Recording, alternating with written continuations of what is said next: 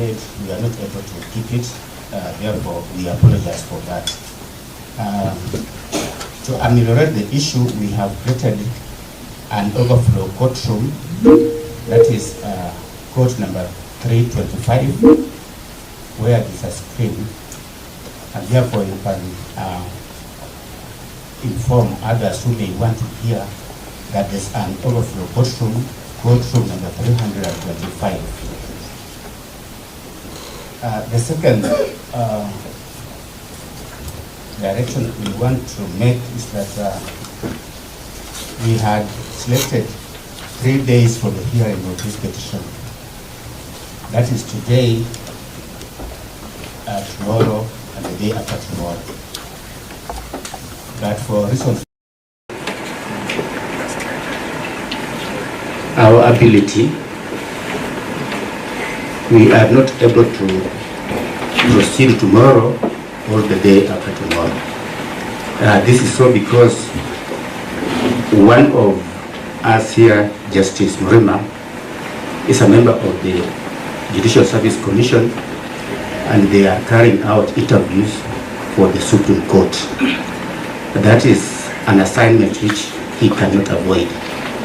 And therefore, we will adjourn after today. We wanted to let you have this information well in advance so that you are aware even as you argue the petition.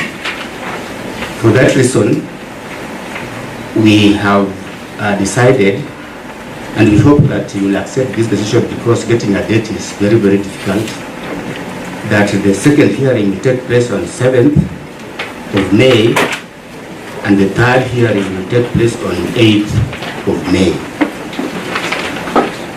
all starting at 10 a.m.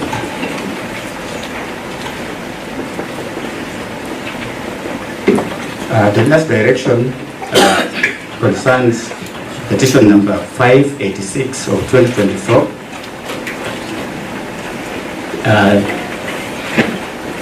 Is Councillor Pinyanji in the house? Mr. Pinyanji? Yes, my lord, I am online. All right. I was informed that it would be hybrid. I appear for the petitioner. I'm present. Yes, we will mention your matter, this petition number 586 of 2024 at 4 p.m. today. At 4 p.m. today? Yes.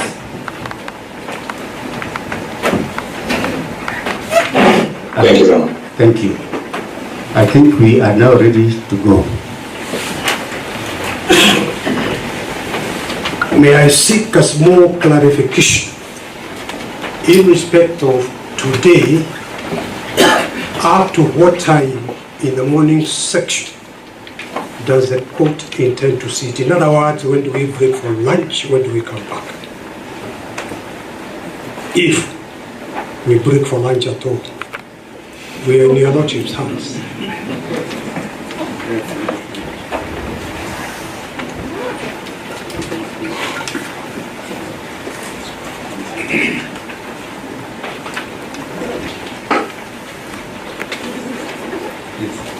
I think it would be prudent for us to break at 1 and come back at 2. Thank you. Yes.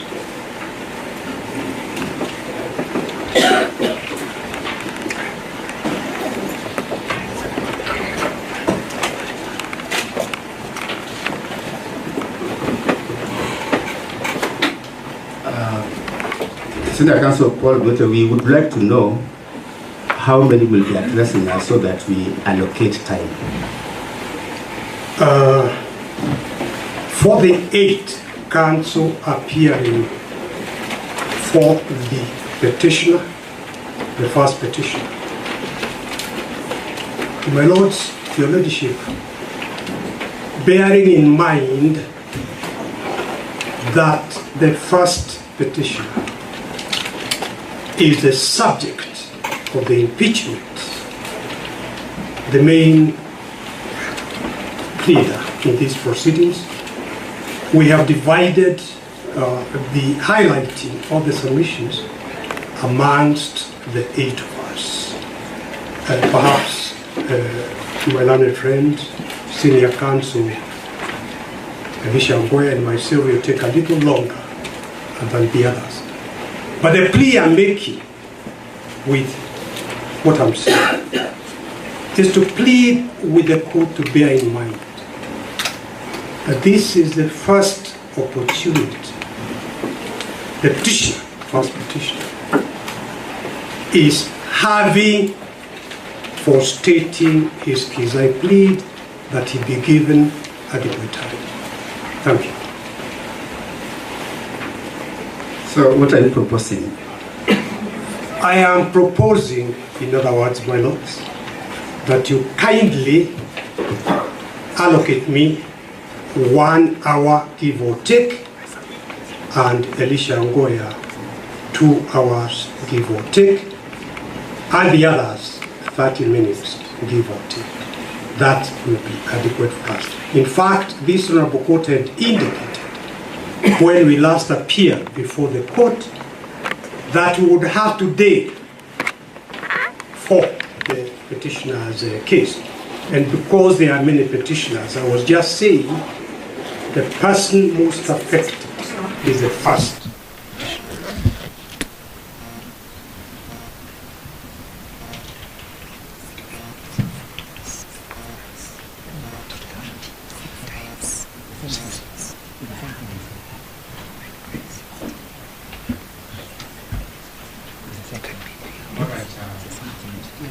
My lord and my lady, on our part, the third petitioner would request to be given 1 hour.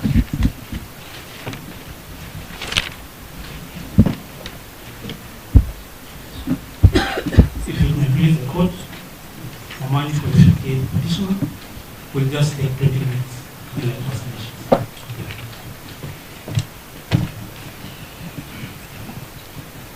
Lordships, between myself and my brother Sakimpa, will equally need 1 hour.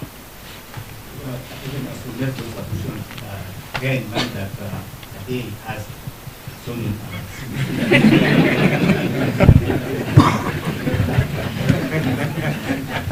We endeavor to make it shorter. All right. I think we will proceed on the basis that we'll give you as much time as humanly possible within a day. We agree. Hello? May I start, Your Honor? Yes.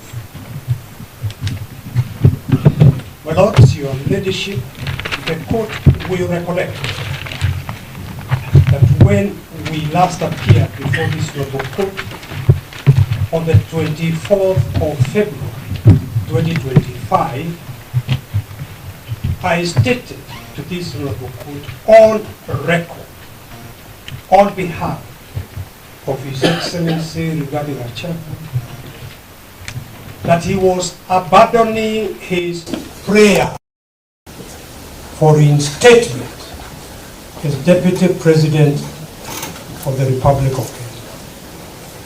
To that end, His Excellency Rigathi Gachagua amended and served his re-amended petition dated 13th of August 2025, in which further re-amended petition, he abandoned the prayer for reinstatement.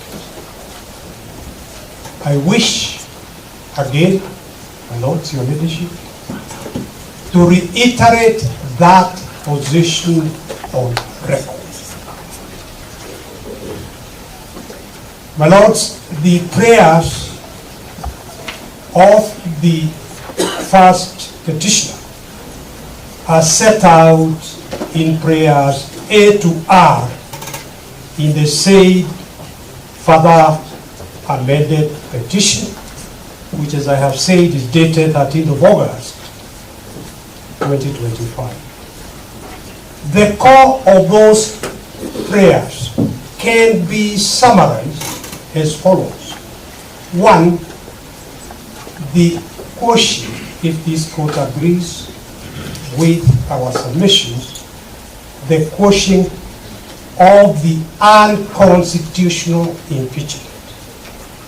Number 2, payment of the remuneration he would have otherwise earned, plus, of course, all the benefits as per the law, plus damages. Finally, for the period of 2.5 years that His Excellency Rigathi Gachagua served as the second Deputy President of the Republic of Kenya, it is our submission that Article 151 of the Constitution is fully applicable, and I invite your Lordship and your leadership to have a look at that Article 151 when you retire. Briefly, my lord, impeachment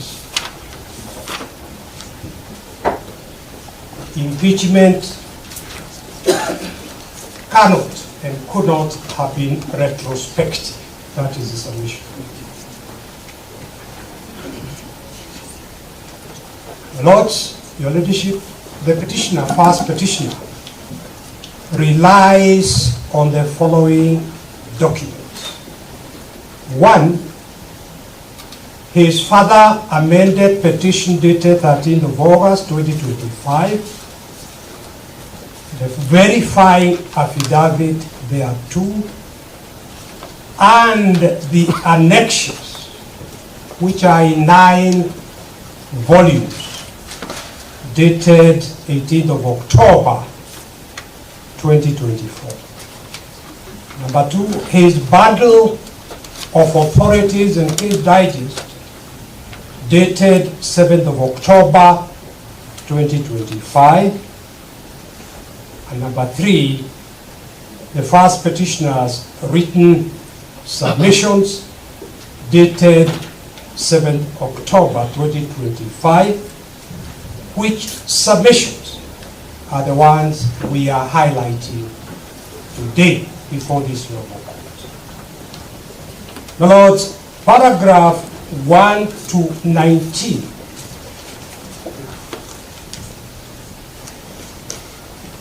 my colleague is drawing my attention that we also relying on the first petitioner's rejoinder to submissions, which you are served rather late in the day, but the rejoinder is dated 27th of April 2026. Thank you. My lords, your leadership, paragraph 1 to 19 of our written submissions sets out the critical background and gives context to the impeachment and the submissions we have made with regard to that impeachment. And I politely invite this honorable court, when it retires, to read this background in full. But permit me to briefly draw the court's attention to only 3 matters in that background. And the first one is to emphasize the total and absolute lack of meaningful public participation. And I would draw this honorable court's attention to paragraph 5, which you will find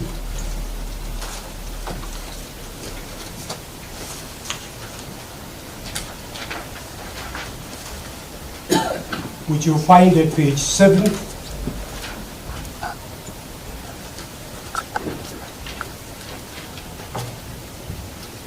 of our written submissions.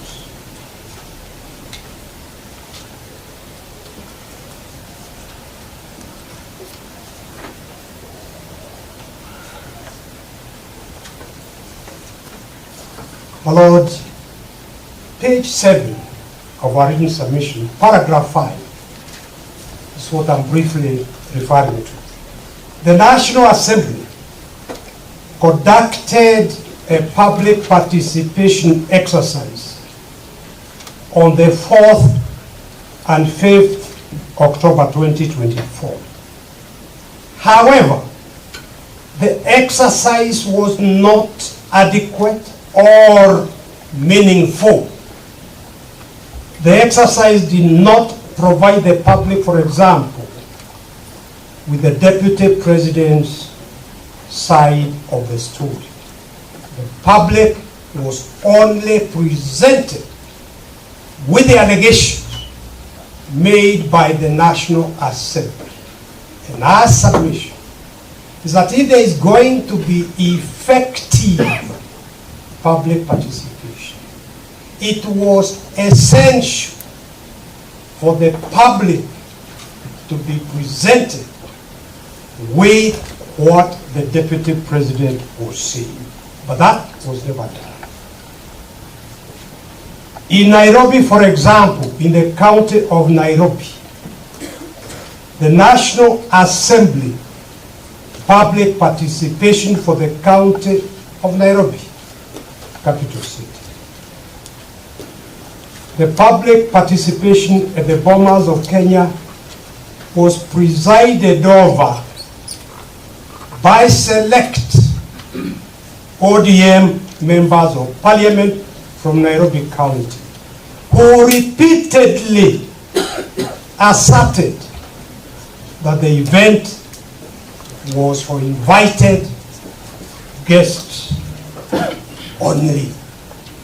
Lord, it is our submission that that is a mockery of effective public participation under the Constitution.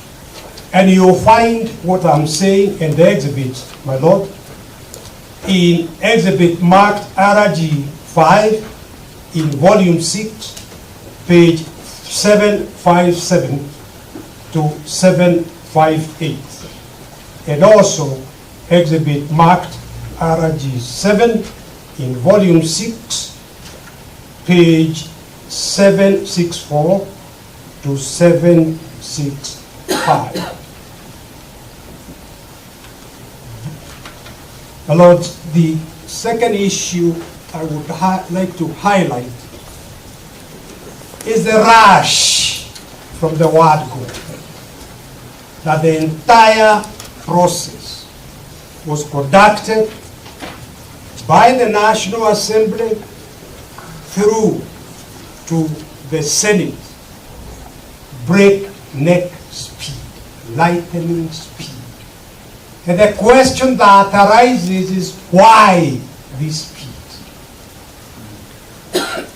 And our submission is that the only inference that can be drawn, and we drew, and we invite this report to draw, is that there was a predetermined result that the National Assembly and the Senate were rushing to achieve.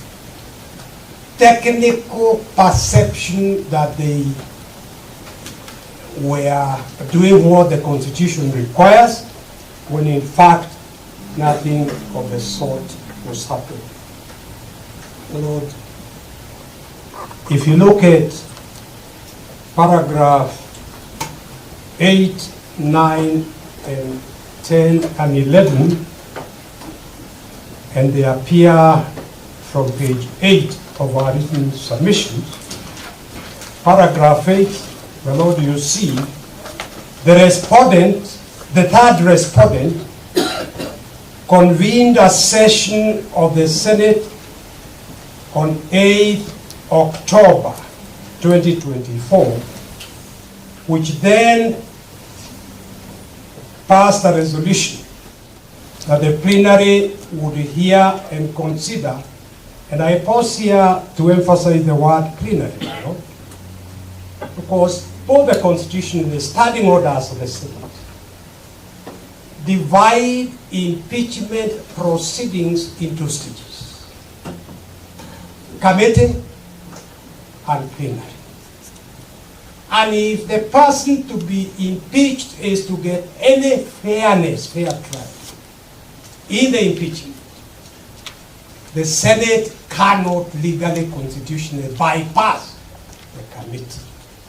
It is the committee that accords an opportunity to the person to be impeached to be fully heard, not the plenary. And we will be highlighting our understanding, our interpretation of the law, that the rules of natural justice and on a correct interpretation of the relevant provisions of the Constitution and the Standing Order, it was not open to the Senate to bypass the Committee of the Senate, where the law gives the Deputy President, the first petitioner, the opportunity before a smaller committee to fully present his evidence, be represented, and be heard. And the 10 days that later the Senate imposed itself on refer to the committee of the Senate, not to the plenary. Lord, paragraph 9, hearing before the Senate commenced as scheduled on 16th of October 2024, when the Honorable Mwengi Mutuse's evidence was fully discredited in cross-examination. This Honorable Court will be taken through all that. My learned friends here. Number 10, paragraph 10, on 17th of October 2024, that was on the second day of the hearing, the Senate allocated the Deputy President 2 hours to present his case. You will see, and you will be addressed, my lords, the fact that somehow the National Assembly was allocated 3 hours. Yet, the person that was being impeached was the Deputy President, not the National Assembly. Lord, all these and many more is evidence of clear bias on the part of the National Assembly, despite, on the part of the Senate, despite the Senate being presided, and I must state this, by a speaker who I personally have the highest regard for as a professional.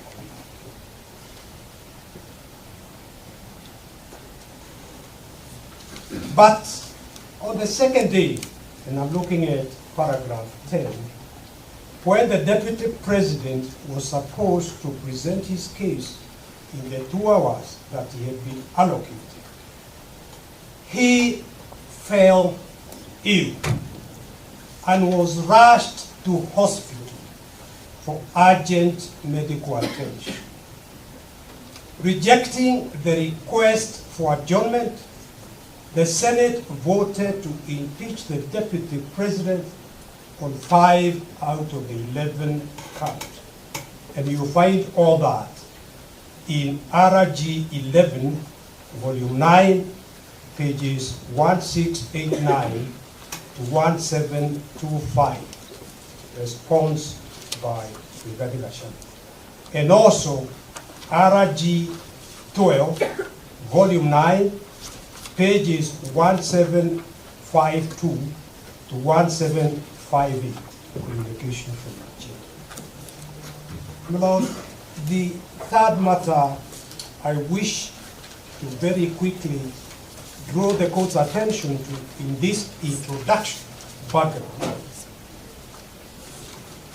is the absolute failure for both the National Assembly and the Senate to address their minds to the threshold that the Constitution lays down for impeachment of a person elected into office by a plurality of votes. And here, my Lord, permit me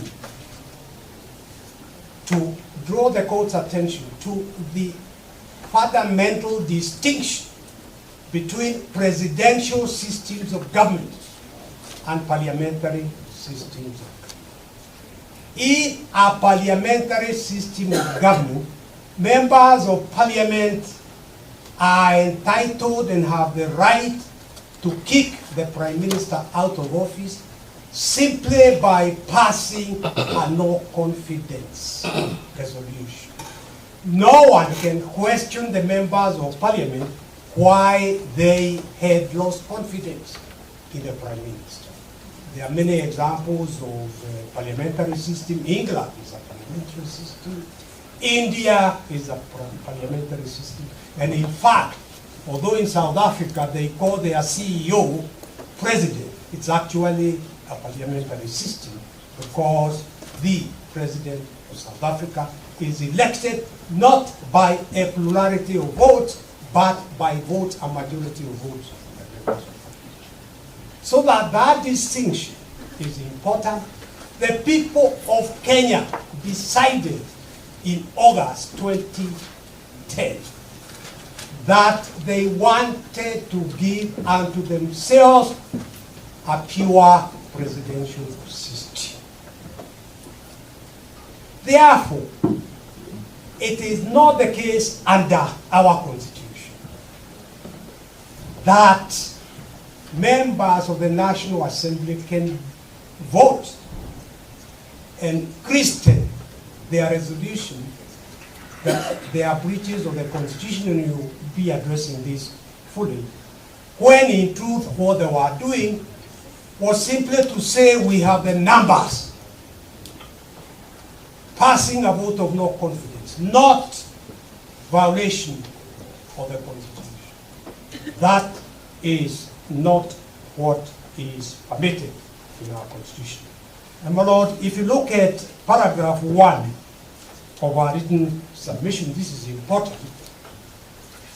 An impeachment is an important remedy, but one of last resort.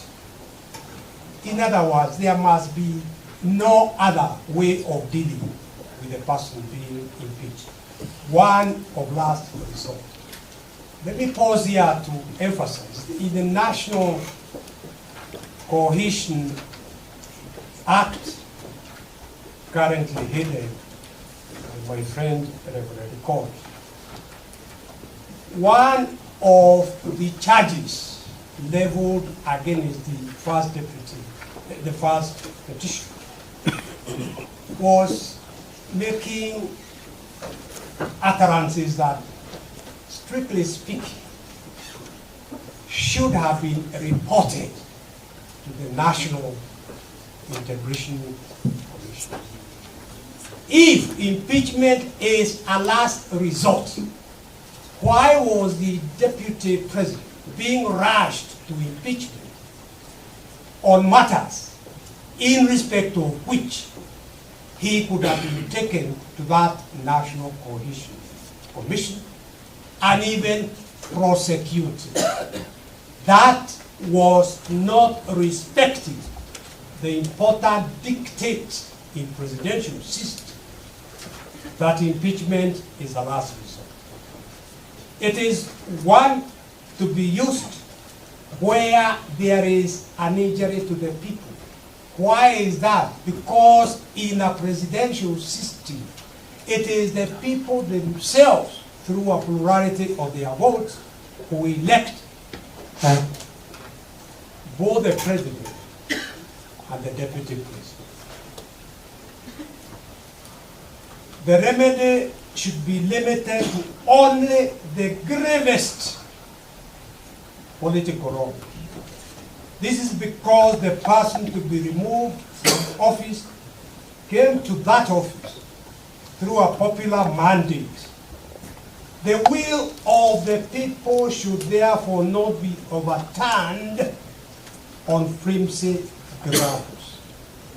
And Lord, what I am highlighting here is what the court says in the song called Moving Gideon Kioko, and another versus Nairobi City Council.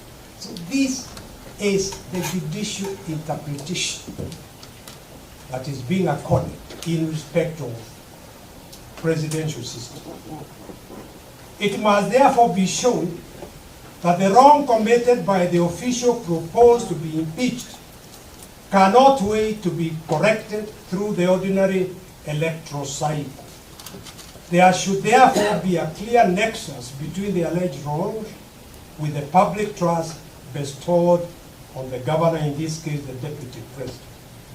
It is incumbent upon the High Court, and this is important, it is incumbent upon the High Court to determine if the facts in support of the charges against the deputy president meet and prove the threshold in Article 181 of the Constitution, which is why we are before this honorable court. It is, my Lord, as I said, the first time that the first petitioner has the opportunity to state his case and to point out the lack of that high standard of gross violation of the Constitution or other written law that the Constitution prescribes.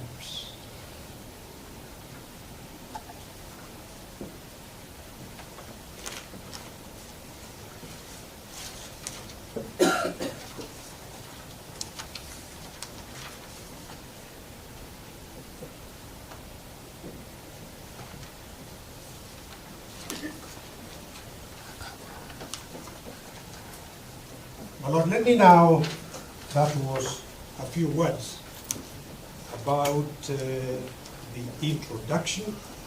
Let me now go to the issues that I need to highlight. My Lord, if you go to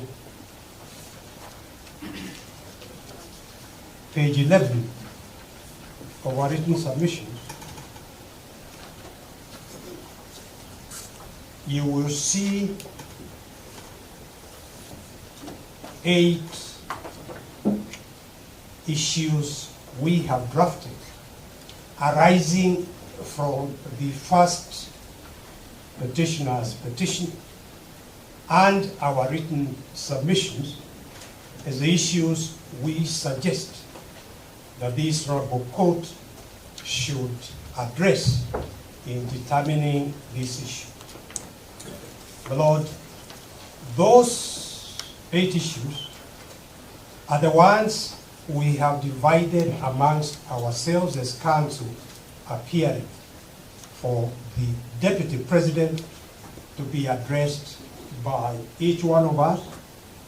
My Lord, we will avoid as much as possible not to be repetitive, but there will be different dimensions to each of the issues that will be addressed by different countries.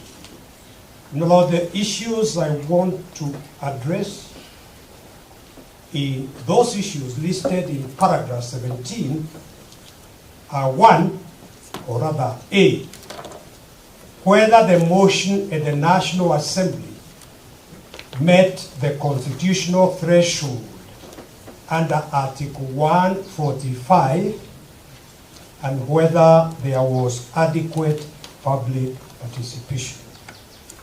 And the second one is C, whether the Senate, misled by its interpretation of Article 145, rushed the process and denied the deputy president a fair hearing. And it is our submission, very critical submission, as we shall be seeking to do here, that the deputy president was denied a fair hearing.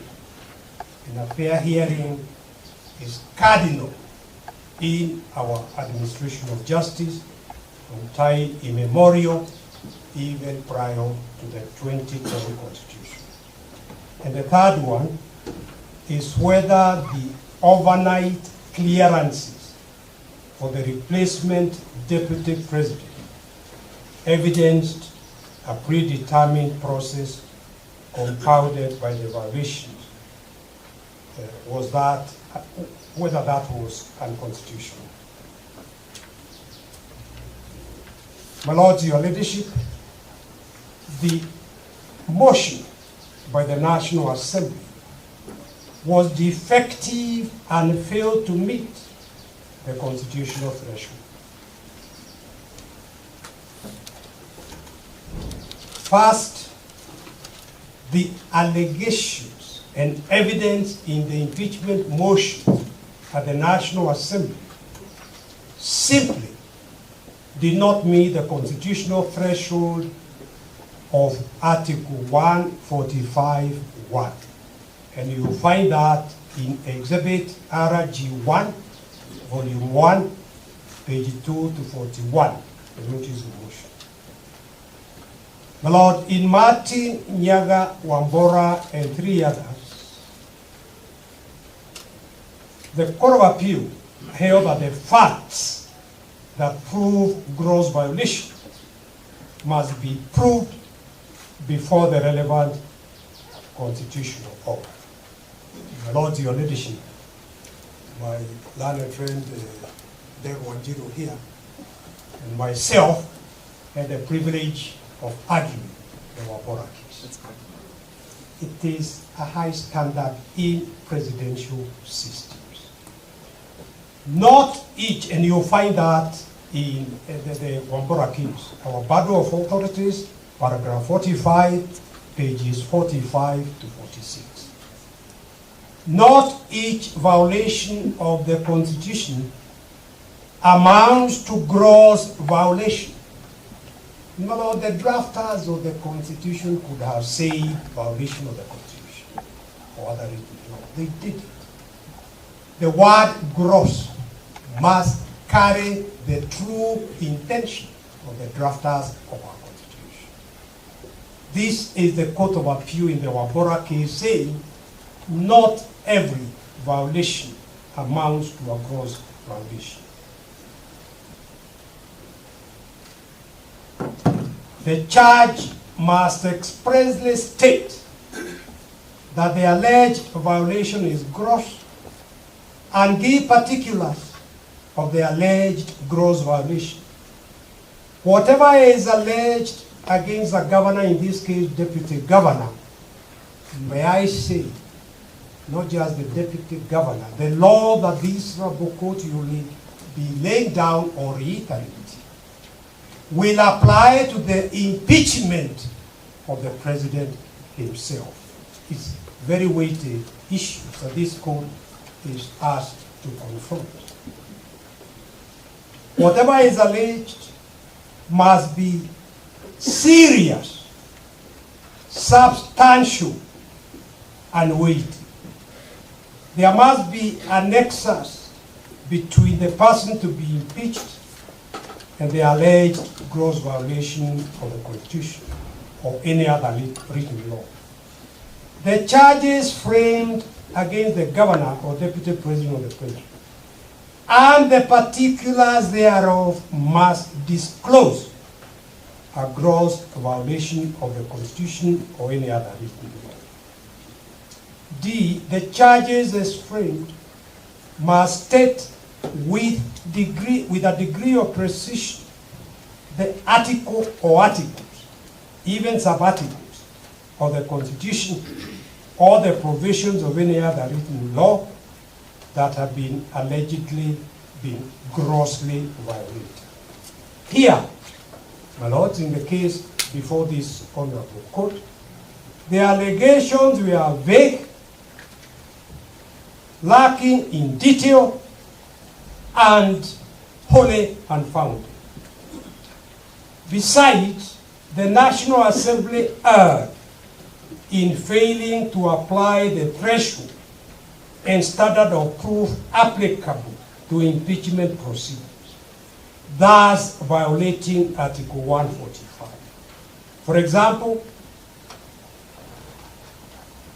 although the court in the Robert Alive as an Attorney General case, which is reported in 2017, 6090, nullified Section 132 of the Penal Code. The court nullified Section 132 of the Penal Code. 5 years before the Deputy President's election to office, Ground 8 of the impeachment motion alleged that the Deputy President had violated that nullified law, warranting his removal from office.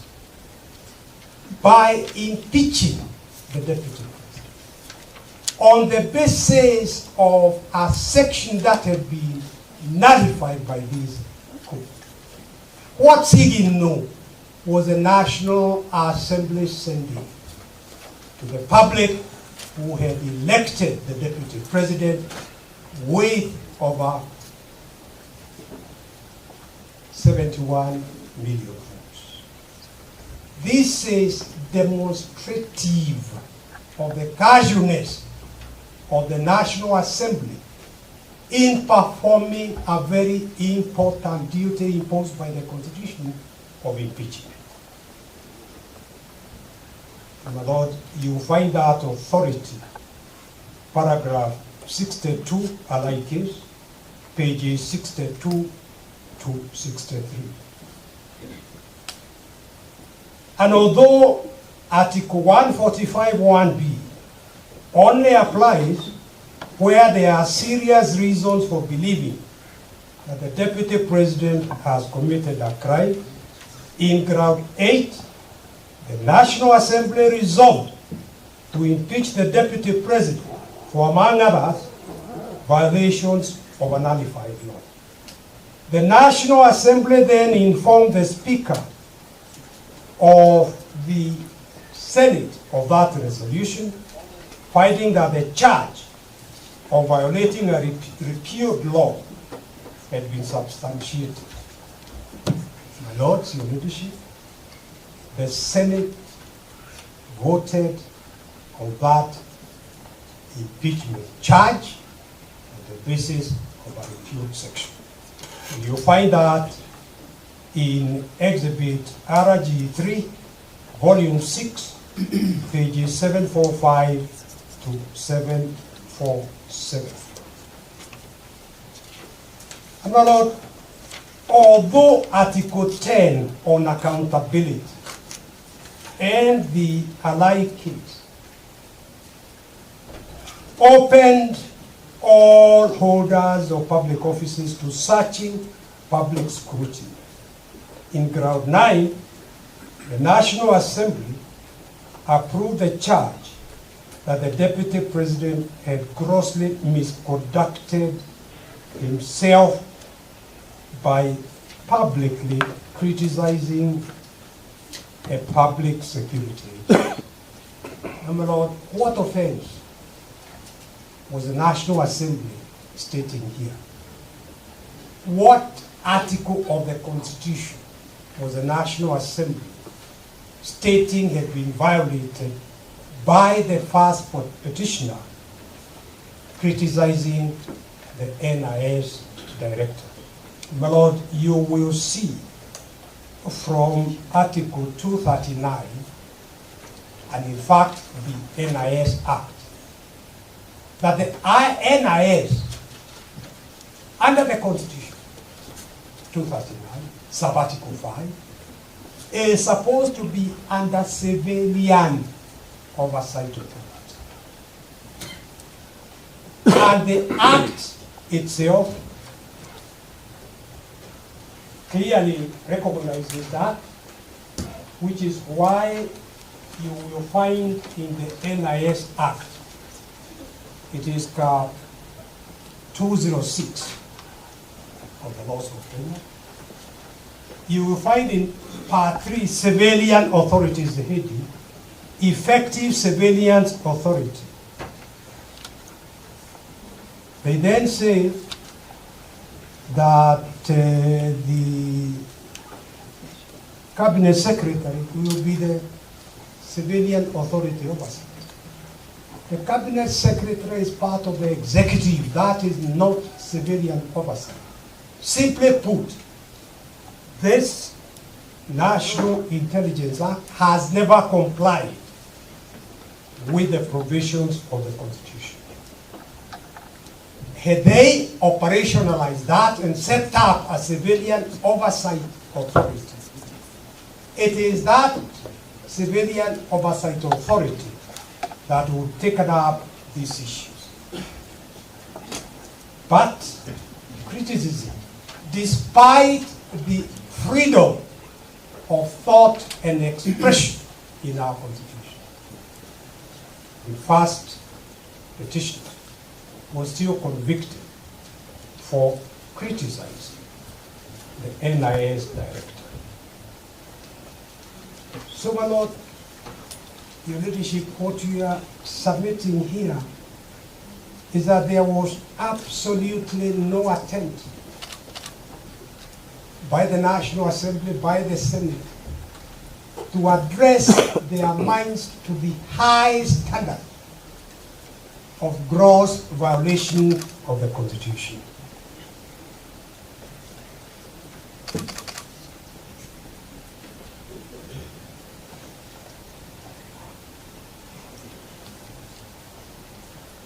My Lord, Ground 5 accused the Deputy President of grossly violating Article 3(1) and 148(5)(d) of the Constitution and of failing to uphold his oath of office and allegiance. There were no details provided. Instead, Ground 5 simply referenced Ground 1, 2, 3, and 4. This unfair and confusing charge was such that even though the Senate cleared the Deputy President of Ground 2 and 3, it still voted to impeach him based on Ground 5. There was no attempt to explain, even vaguely, how the Deputy President had violated his oath of office. Ground 6 equally alleged that there were serious reasons to believe that Rigathi Gachagua had committed crimes under Section 13(1)(a) and 62 of the National Cohesion and Integration Act. As I mentioned, my Lord, and I now put this on record, why wasn't he taken first to the National Cohesion for prosecution before invoking the last resort remedy of impeachment? Because the Deputy President filed a response to the motion before the National Assembly on 8 October 2024 and was granted 2 hours to orally present his rebuttal on the floor of the National Assembly from 5 p.m. to 7 p.m. In the presentation, the petitioner made a cogent, irrefutable, factual, and legal response to each of the 11 grounds cited in the impeachment motion. Lord, you see that in Exhibit RG2, Volume 2, pages 211 to 240. For instance, concerning the claim in Ground 8 that the Deputy President had acquired property and wealth estimated at 5.2 billion Kenya shillings from proceeds of corruption and money laundering, the Deputy President explained that no valuation had been done, so where the National Assembly, Honorable Mwengi Mutuse, got 5.2 billion is anybody's guess. If you want to charge somebody, you present them that this is the value of this property. Further, from his brother's will, the bulk of those properties to which the sum of 5.2 billion was erroneously and maliciously attached belonged to his late brother, the late Honorable James Rigathi Gachagua. May his soul rest in eternal peace. Some, like the Olive Garden Hotel, Vipingo Beach Resort, Queensgate Serviced Apartment, he did not even own. And yet, this was what he was impeached on. But we are falsely attributed to him.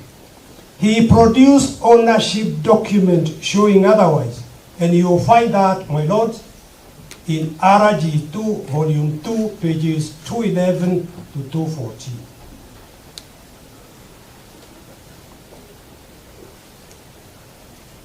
Lords, although the mover of the motion listed that the two companies associating them with the petitioner, first petitioner, alleging that they had been used to massively launder money and conceal proceeds of crime, of corruption, and benefit from influence peddling, there was not a scintilla of evidence to support or prove those allegations. No evidence showed any impropriety, and you'll find that in RG2, volume 2, pages 214 to 218.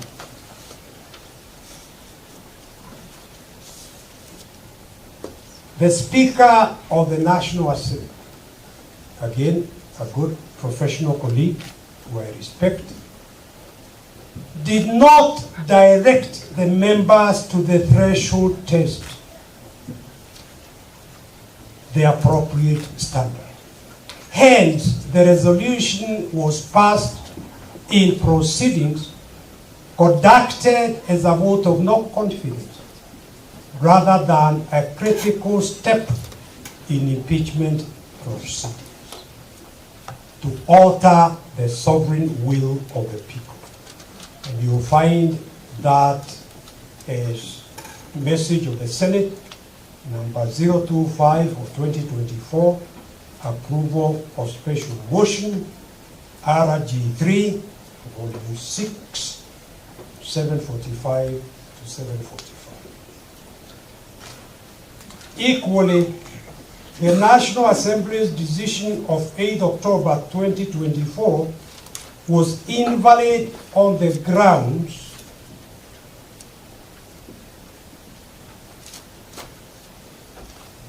that, one, the impeachment motion was replete with the general unsupported allegations, hearsay, and outright lies, and lacked particularization and specificity required by Article 145(1) of the Constitution of Kenya and Standing Order 64(1)(a) of the Standing Orders of the National Assembly. 2, members of Parliament debated and voted on the motions on grounds other than those set out in the motion. The impeachment was converted into a vicarious assault on family rather than investigation of constitutional violations by a public servant. Members of Parliament, let me skip that and go through the next one. The entire impeachment process was designed to avoid and be ring-fenced from scrutiny and accountability, pushed through with uncharacteristic speed, with the intention of ramming the process through before it could be audited for constitutional compliance. The National Assembly prosecuted proceedings on the basis that the petitioner offended the president rather than the Constitution. What the 2010 Constitution provides is violation of the Constitution. In other words, the president must take time and choose his deputy. My Lord, I don't need to take time to go through what the country was put through between His Excellency Daniel Toroitich Arap Moi and his Vice President George Saitoti dangling the Vice Presidency, requiring the President to choose his or her deputy before the election so that the people could themselves vote is a very important aspect of our Constitution. The National Assembly trivialized the gross misconduct standard set out by the Constitution and other statutes for holding public servants to account. And, my Lord, I will not repeat the Wambora case, but I would state the impeachment motion was replete with generalized statements, unsupported allegations, hearsay, outright lies, lack of particularization and specificity as required by Article 145. My Lord, the exposition on all that is set out in paragraph 36 of our written submissions, and I will not take the time of this court going through them. I invite the court to read through it when you retire. Despite this clearing and fatal flaws apparent on the face of the motion, even on a cursory review, soon after the impeachment motion was tabled in the National Assembly, the first respondent issued a communication from the chair, number 46 of 2024, in which at paragraph 16, 18, and 20, he stated that he was satisfied that all the grounds in the impeachment motion met the requirements of the threshold under the Wambora case. The first respondent legally incorrect decision to allow the motion to proceed for debate, despite its clear failure to meet the specificity and accuracy requirements of the standing orders, seems to have been motivated by Parliament's bias and reckless haste to pass the motion as quickly as possible in order to shield the process and its obvious serious rules from judicial review. It is our submission that that was the real reason for the rush.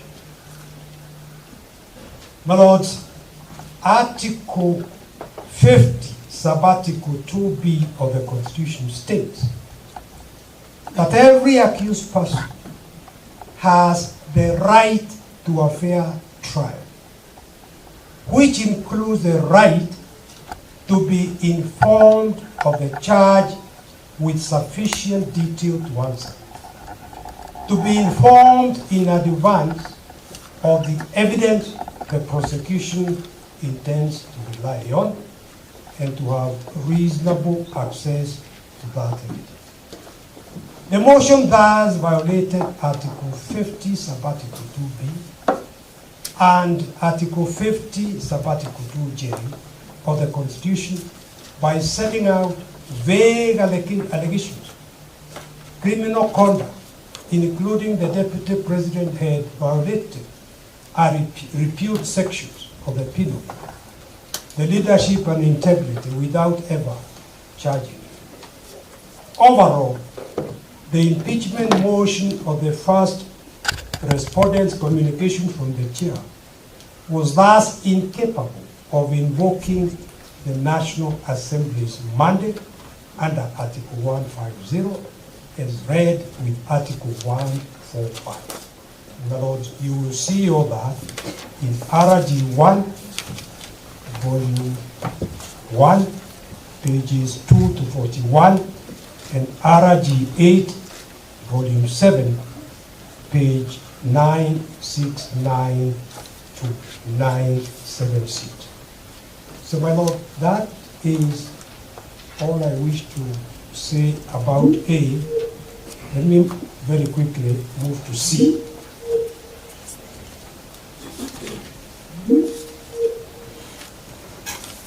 My Lord, issue C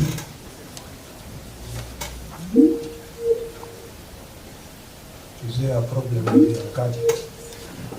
Say, hold on. I'm listening to the gadget. My Lord, issue C is whether the Senate, Do I need to remind you about time? only another 10, 15 minutes. You have barely 5 minutes. Yes. Moving as quickly as I can. See, my Lord, which you find at page 40 of our submission, is whether the Senate misled by its misinterpretation of Article 145, rushed the process and denied the Deputy President here. The Senate, my Lord, recognizes the right to a fair hearing in considering a petition for removal of a person from office because they say so in their standing order number 81, the right to appear before the committee, the relevant committee. That is in standing order number 81.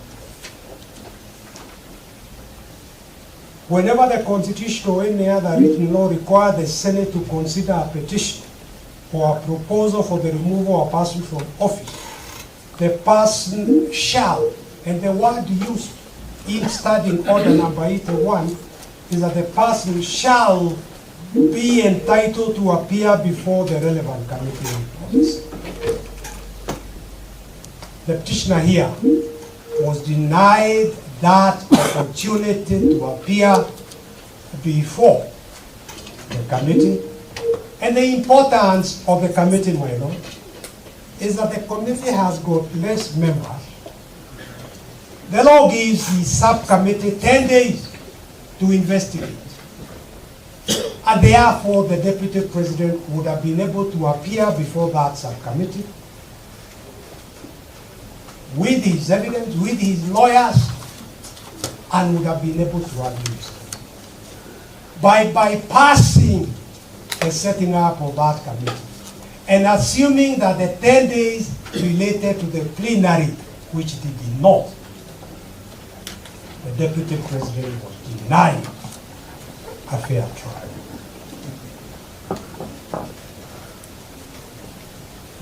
My Lord, when the Deputy President had all along appeared in person and signaled his willingness to take the stand, he became mute. And none of us, all of us are human beings.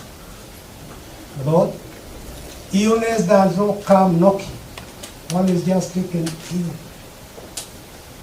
And he was taken ill after very stressful, strenuous proceedings, National Assembly, and the first day in the Senate. Lord, it's a very stressful situation for the Deputy President to be deprived of that position to which he had been elected by over 7 million people.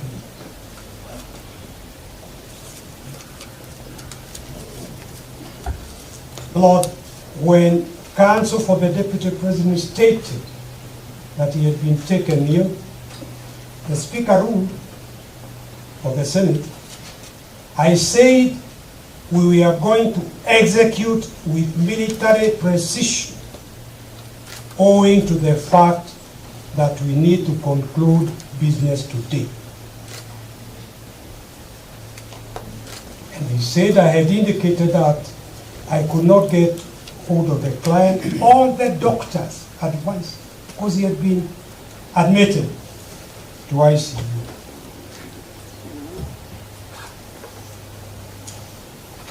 My Lord, first, the 10 days did not apply to the Senate. That was a misreading of the Constitution in the law. But secondly, there was time we were requesting adjournment up to Tuesday to see about the Deputy President improvement. But the Speaker said they could only adjourn up to Saturday. His proposal for adjournment to Saturday was shut down by the senators voting and saying they would not allow adjournment even to the following. And no reasons were given for rejection of an adjournment to the following day, Saturday.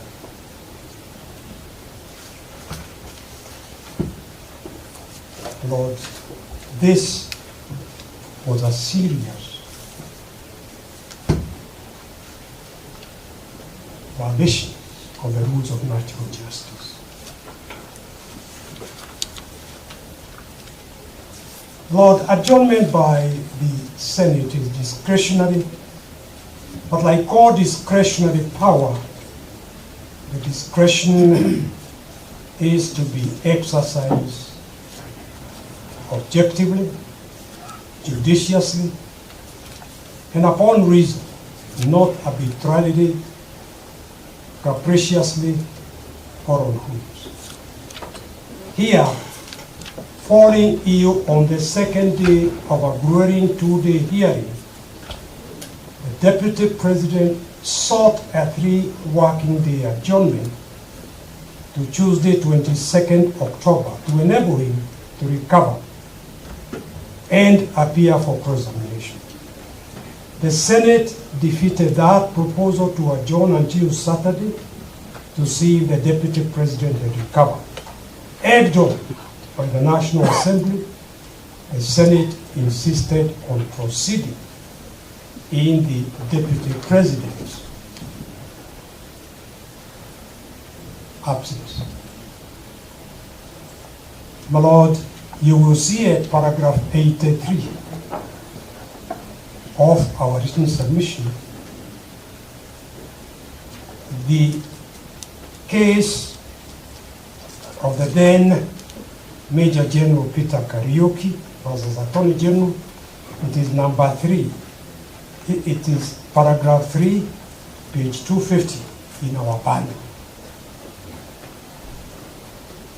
where the Court of Appeals said the appellant's request for a 3-working-day adjournment, 3 days adjournment, to instruct counsel was denied. He had been held incommunicado without access to a lawyer for over 147 days. He had less than 10 hours in total, and in a prison setting to instruct his lawyer to prepare his defense. Overturning the court-martial decision denying the adjournment, the Court of Appeal explained, it must never be forgotten that the right to an adjournment to enable a party to adequately prepare his or her case in a criminal trial is underpinned by no less an instrument than the Constitution. The authorities cited above relate to exercise of discretion to grant or refuse an adjournment in a civil dispute. We are of the opinion that although the same principles are relevant in respect of application for adjournment of criminal trials, nevertheless, because of the constitutional basis of that right, the potential impact on a citizen's liberty, the court is obliged to be more circumspect in rejecting an application for the adjournment and to specifically consider whether denial of such a right guaranteed by the Constitution would result in miscarriage of justice. And there are very many cases cited, even in the common law. My Lord, again, I had the privilege of arguing this case before the court martial back in 1983, following the attempted coup, and also through the High Court, through the Court of Appeal. The conviction by the court martial was quashed on the basis that Major General Kariuki, the commander of the Air Force, had been denied a fair trial. My Lord, in the interest of time, I was going to highlight the speed with which the whole process from the word go all the way through was done, but including the rest of it. But I invite the court to read our written submission. I only mention that after hearing the Deputy President on the 8th of March, finishing at about 8 p.m.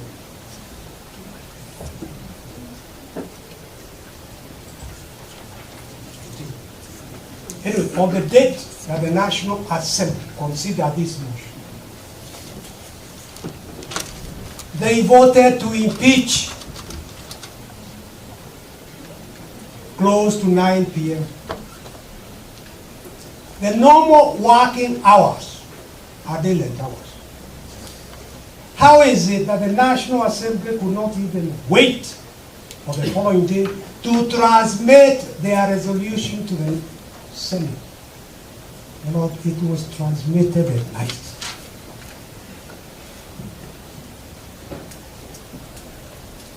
And the following day, the Senate set the date to commence the proceedings. Equally, when the Senate, after depriving the Deputy President a fair opportunity to defend himself, impeached on 5 out of the 11 grounds. Equally, they had to transmit the impeachment resolution back to the Senate close to midnight on the same night. In other words, I'm inviting this court to see this breakneck speed. Somehow, the Speaker of the National Assembly had in advance issued a notice convening a sitting of the National Assembly.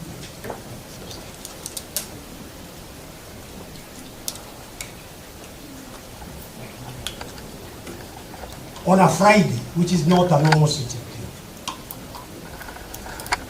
Any thinking person will wonder how the Speaker of the National Assembly, a good friend of mine, senior counsel, how was he able to anticipate the likely decision of the Senate in advance? And above all, although the resolution of the Senate was being transmitted back to the National Assembly after midnight, between midnight and the following day, His Excellency the President had time during the night to get clearance for the person he wanted as his Deputy President from the Ethics and Anti-Corruption, from KRA, from the Electoral Commission. These are public institutions. In fact, the Electoral Commission did not even have commissioners to make a decision clearing the choice of the Deputy President. But I mention this to demonstrate the unholy rush. I invite this court to see through the smoke screen cotton thrown about by the National Assembly and the Senate to confuse issues. They were merely saying we have the numbers. There was no attempt to address serious violation of the Constitution. Lord, I hand over to Rigathi.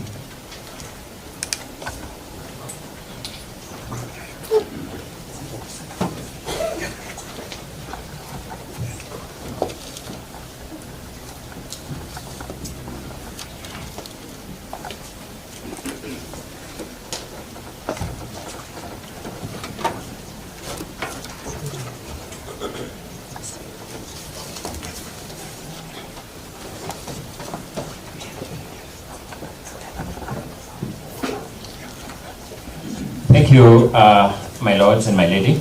My name is Elisha Ongoya.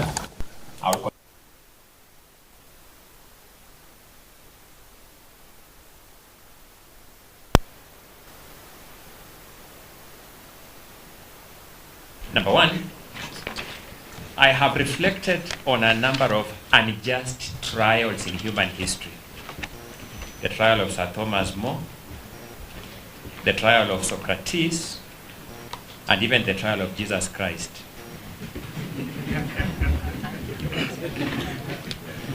One element characterizes these trials. When you read history, there are trials that are carried out with predetermined outcomes. Those who are taken through the trials are taken through the motions for the sake of it. My learned friend, Mr. Wachira Maina, whom I've had the chance to work with, reminds me all the time that behind every constitution lies a moral idea and a moral expectation that there will be good faith compliance with the commands of that constitution. In fact, Mr. Wachira Maina informs me, and I believe him, that in management theory, there is a concept described as malicious compliance. It informs me that there is a legitimacy gap that is wider than the Pacific Ocean between good faith compliance and malicious compliance. I want to persuade you that the motions that the first petitioner was taken through at the National Assembly and the Senate of Kenya passed the test of malicious compliance. The danger of allowing malicious compliance to go unredressed is that it injects an irredeemable legitimacy gap in constitutional processes.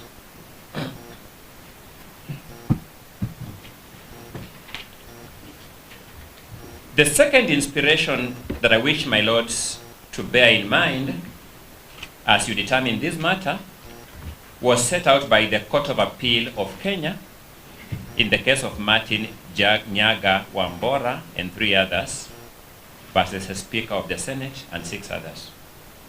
This matter traversed our entire superior court system. I'll be very emphatic of which particular court I'm referring to when I refer to the Wambora case. So I'm looking at the Court of Appeal 2014.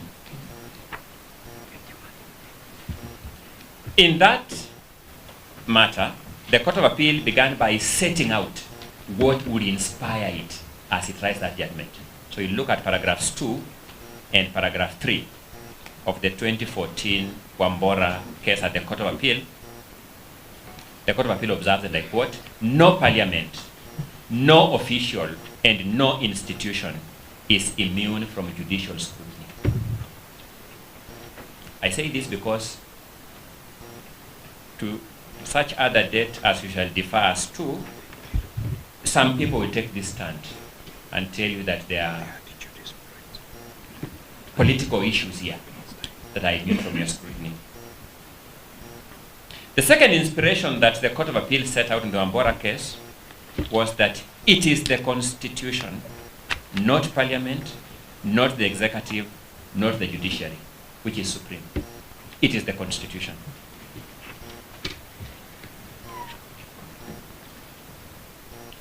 I stand here to canvass one substantive question, a continuation of the threshold concerns surrounding the motion, particularly as eventually approved by the Senate.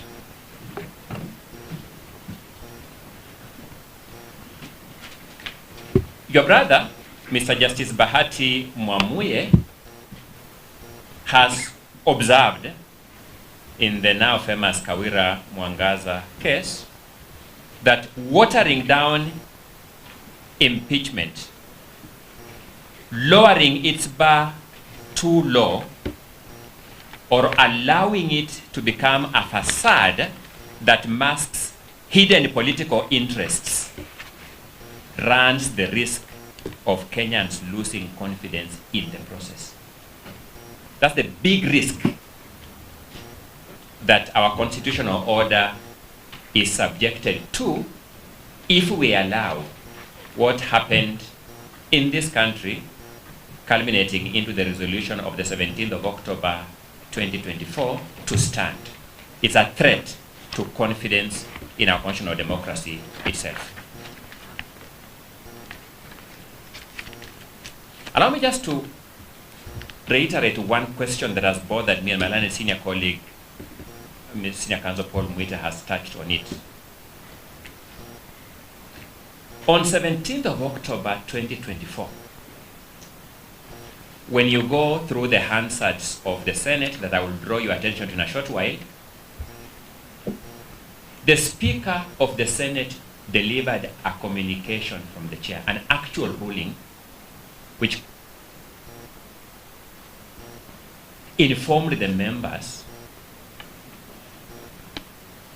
that the first petitioner was in fact indisposed and not available to be heard as guaranteed by law.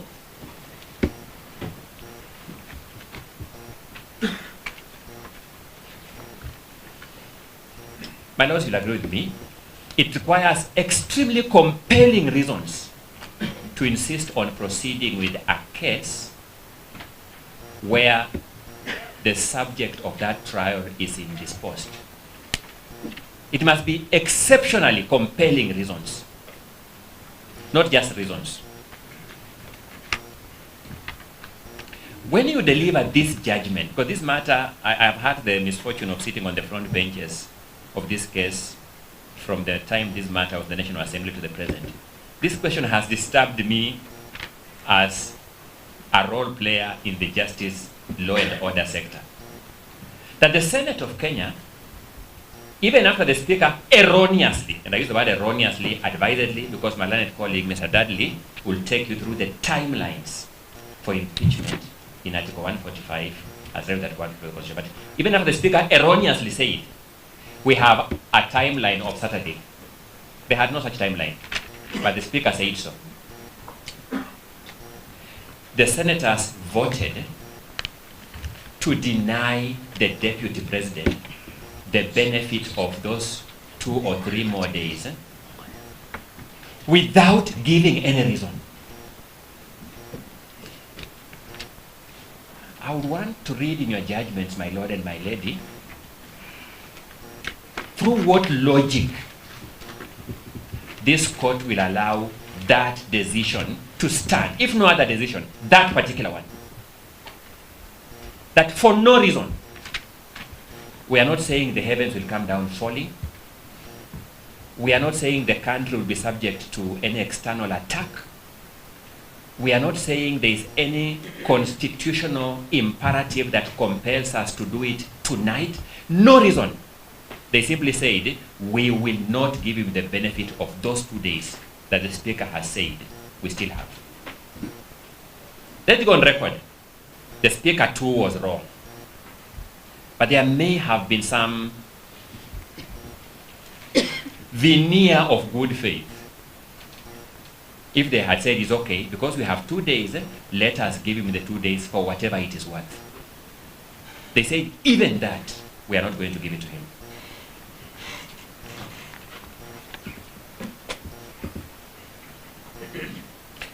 On the threshold questions, the matters that I'm specifically tasked to bring to your ladyship's attention are the following.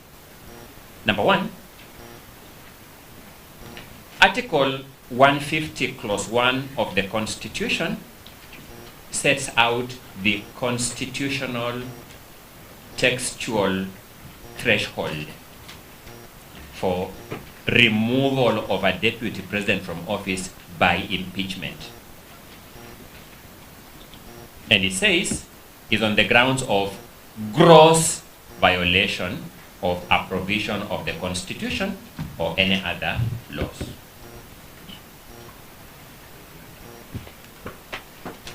Secondly, it says is on the ground of serious reasons to believe that the deputy president has committed a crime under national or international law. Serious reasons.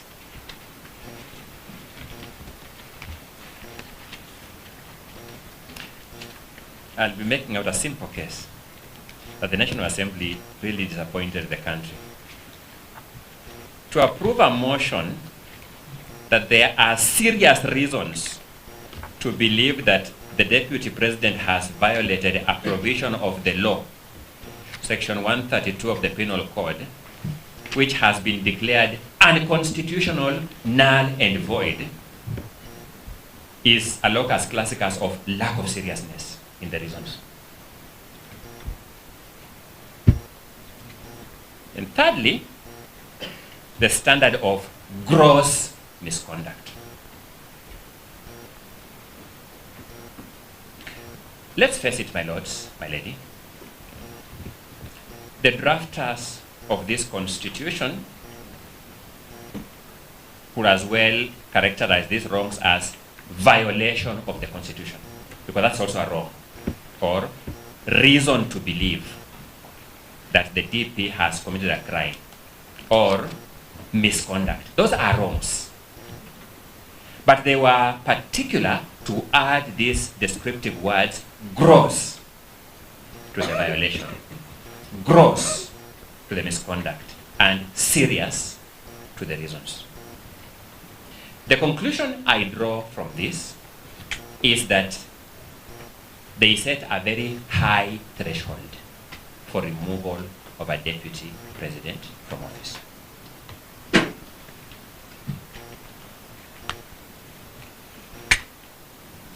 Our courts have followed cue.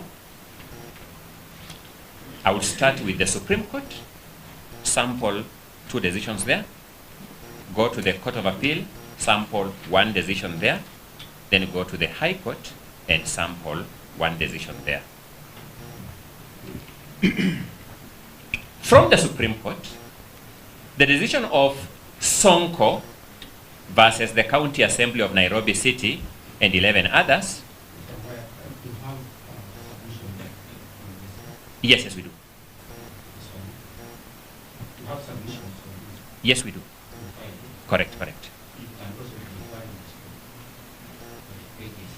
Okay. I'm highlighting, my lord, so I was avoiding reading them. So I'm drawing simply because if I have to take you through the pages, then it means I have to actually take you through the submission themselves. I'm just highlighting salient aspects of those submissions so that we save on time. Thank you. So that in Sonko versus the County Assembly of Nairobi City, I beseech this court to look at paragraph 161 of that judgment.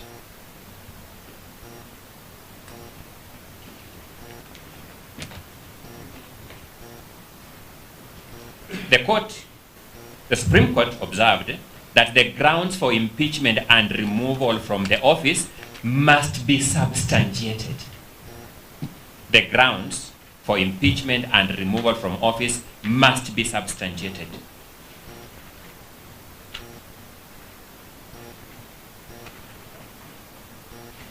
It means, my lords and my lady, the motion mover and his supporting cast of witnesses must show us where is the supporting evidence for each of those grounds. They must show where the supporting evidence is. Because substantiation simply means adduction of adequate evidence to lend credence to the ground.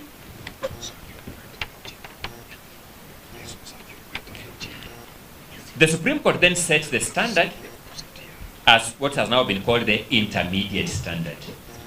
Not so low as to be on a balance of probabilities, and not so high as to be beyond reasonable doubt.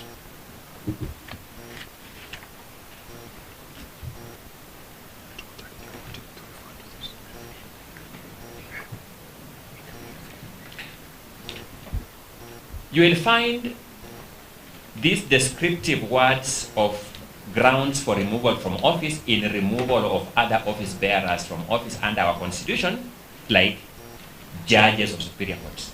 They'll be removed on similar grounds. And you'll see the Supreme Court has dealt with that in the case of Muya versus the tribunal appointed to investigate the conduct of Justice Martin Marty Muya, Judge of the High Court.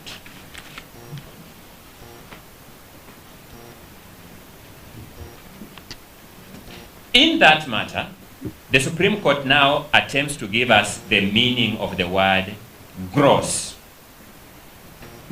And you'll find that at paragraph 181 of that judgment of the Supreme Court. And it says, and I quote, clearly, all the words used to describe gross express some extreme negative conduct. Not just negative conduct. It says extreme negative conduct. And it proceeds to say a degree of misconduct of such a serious, outrageous, and flagrant nature that would warrant removal of a judge from office. That is how serious it ought to be. Those are the words of the Supreme Court.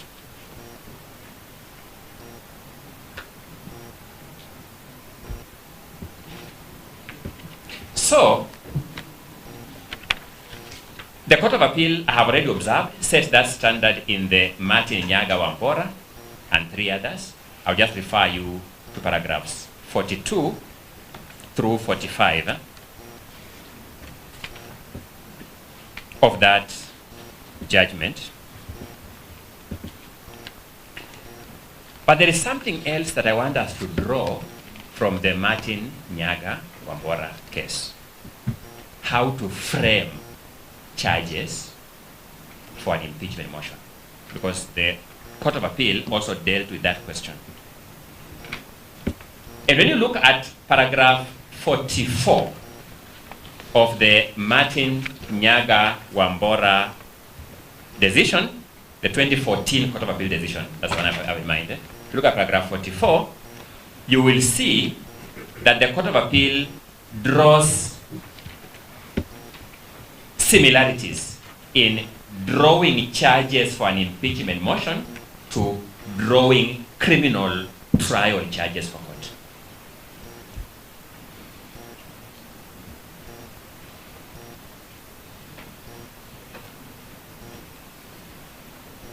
In fact, the court uses an example of how to draw a charge of robbery with violence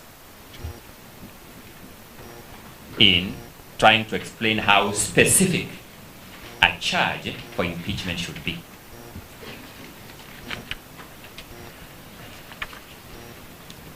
I say this because in drawing criminal trial charges, there is a wrong in framing charges called multiplicity of charges, and I'll show you how that wrong applied in the trial of His Excellency Rigathi Gachagua. Then finally, for the High Court jurisprudence, I will refer you to the High Court decision in Honorable Mike Sonko Mbuvi, Gideon, and Okia Omtata versus the Clerk, Nairobi City County Assembly. These were 2 consolidated petitions. And I will draw your attention to paragraphs 257 through 259 of that judgment of the High Court. For ease of reference, I will refer you to the various aspects of the impeachment motion that is in volume number 1 of the petitioner's document from pages 1 to 209. Look at that volume. And I'll refer you to the Hansard proceedings of the Senate. You'll find the Hansard proceedings of the Senate in the documents filed by Mukele Moni advocates in the CTS that are labeled Parts 5 and Part 6. Part 5 and Part 6. In Part 5, you'll find the Hansard of 16th October 2024. Then in Part 6, you will find a continuation of the Hansard of 16th October 2024 and the Hansard of 17th October 2024. That Hansard is also referred to in the affidavit of my very good friend Jeremiah Nyegenye as Annexure JN 10 at paragraph 31 of that affidavit, which was sworn on 21st October 2024.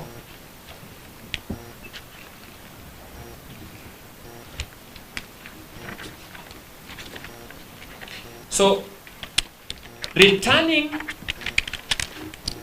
to the question under scrutiny from my end, I would invite you to look at page 59 of the Hansard of 16th October 2024. This is now the page of the Hansard itself, not the page of the bundle, because my learned colleague, Mr. Mukele, did not paginate the full bundle. So you look at the page of the Hansard itself.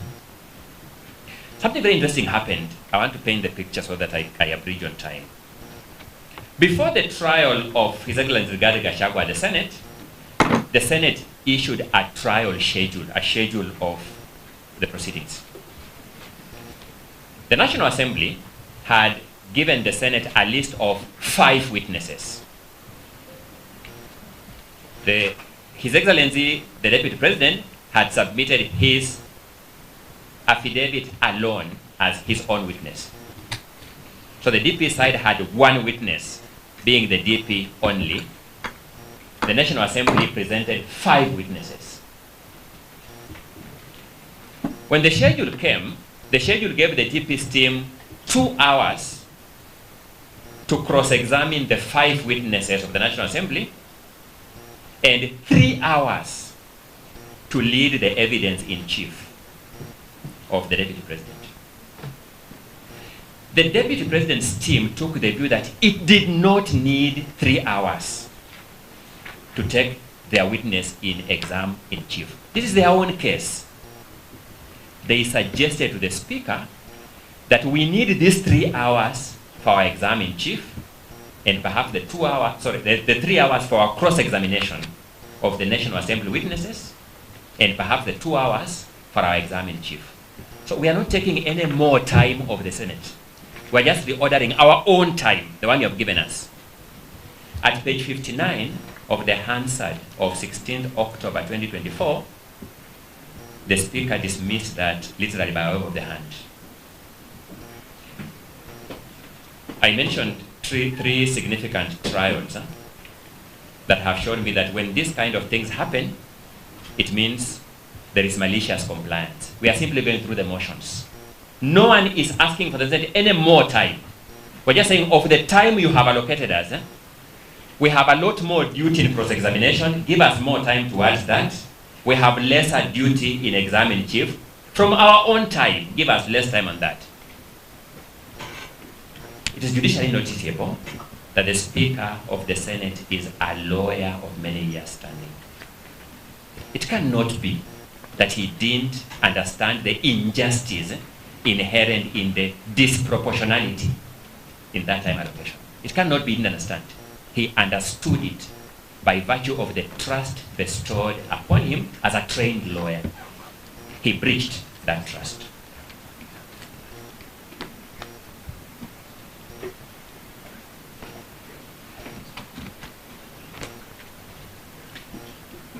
Allow me to then very briefly take you through the various grounds of impeachment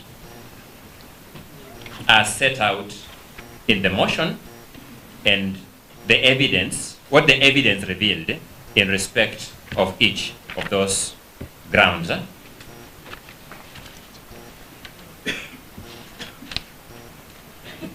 I will start with the ground number 4 of the impeachment motion.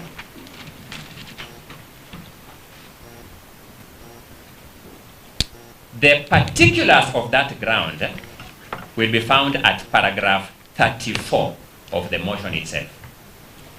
The particulars of ground number 4 will be found at paragraph 34 of the impeachment motion. This is one of the grounds that the Senate approved and which contributed to the loss of office of His Excellency Rigathi Gachagua. The particulars state that the Deputy President made a scathing public attack against the Honorable Lady Justice Esther Maina, Judge of the High Court of Kenya, and falsely threatened to file a petition against the said judge in gross violation of Article 160, Clause 5 of the Constitution.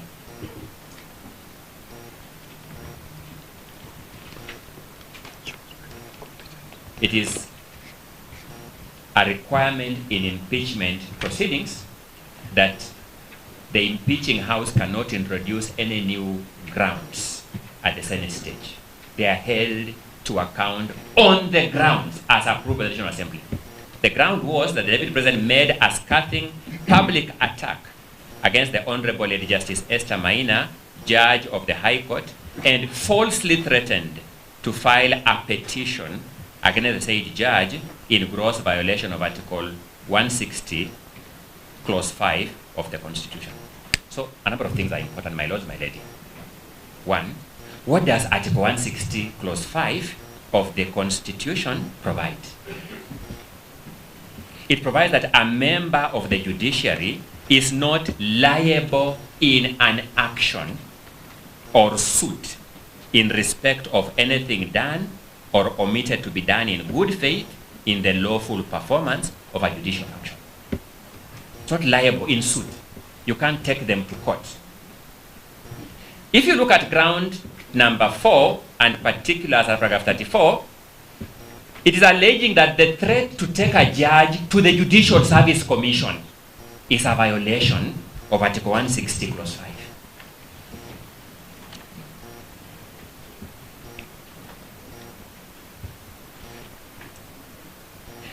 I wonder, their lawyers are here, they will tell us. In fact, some senators are actually here, they will tell us. How does Senate read Article 160, Clause 5 as against Article 168, Clause 2? Because Article 168, Clause 2 constitutionally gives any person the right to initiate a petition before the Judicial Service Commission for the removal of a judge. So if you state that you are going to pursue an Article 168, Clause 2 process, how can that be a violation of Article 160, Clause 5?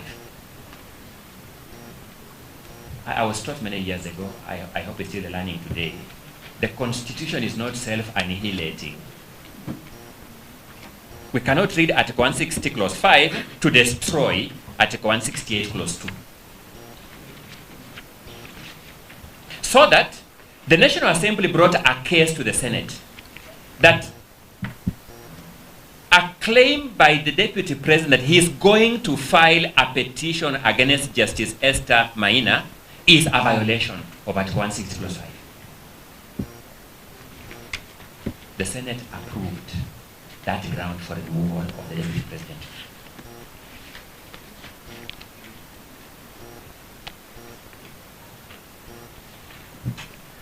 Now, let's not lose focus of this, my lords. The express text of the ground and the particulars at paragraph 34 of the motion is that the Deputy President had falsely threatened to file a petition against Justice Maina. Now, the Supreme Court has told us the ground must be substantiated. So I will now take you how the motion mover substantiated the ground. If you look at page 60 of the Hansard of 16th October 2024, so on the attached the affidavit of Jeremiah Nyegenye as Annex J N10, the following conversation takes place. The motion mover is being cross-examined by yours truly. The Hansard of the Senate captures me as asking this question: do you still stand by that part of your allegation that he has not presented the complaint to the Judicial Service Commission as at that date? The motion mover says, I have since learned that he did present the petition. The motion mover is conceding that his claim in the motion that the Deputy President falsely threatened to file the petition cannot pass muster. Yours truly, my lords, then suggests to him that to the extent that you say that he has not presented the allegation to the JSC as at 26th September 2024, that allegation is not true. Is it? The motion mover says, we are in agreement, counsel. The motion mover concedes that the ground on which his motion is founded, ground 4, cannot be substantiated. With this Hansard before them, members of the Senate voted to approve this ground. Can it be said that in view of this concession by the motion mover, that ground had been substantiated, that it passed the threshold?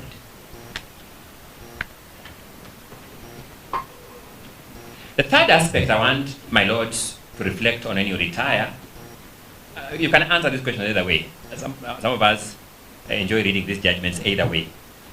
But I want direct answers to these questions. A judge has had a case and delivered a judgment and become functus officio.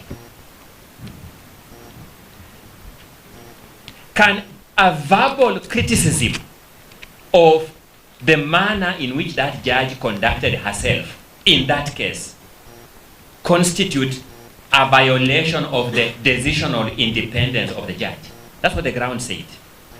It said gross violation of Article 161 of the Constitution on the institutional and decisional independence of judges. Can a verbal criticism of a judge, because of a decision she has already rendered and become functional official, amount to a threat to the decisional independence of that judge? Which decision? She has already rendered the decision. I submit to you, my lords, that it is actually good democratic practice to subject judicial decisions to heightened scrutiny. It is good practice. It grows judicial accountability.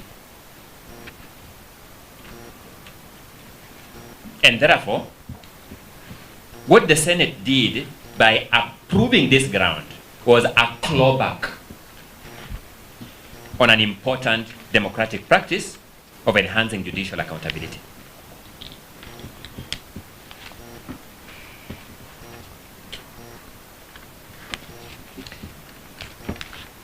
The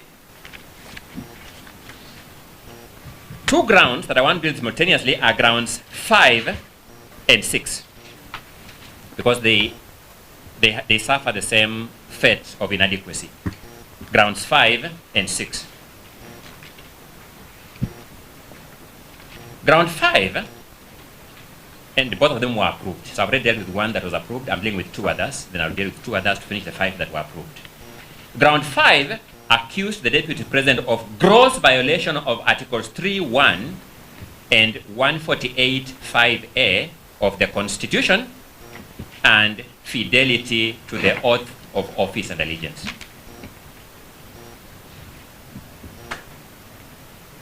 Then ground 6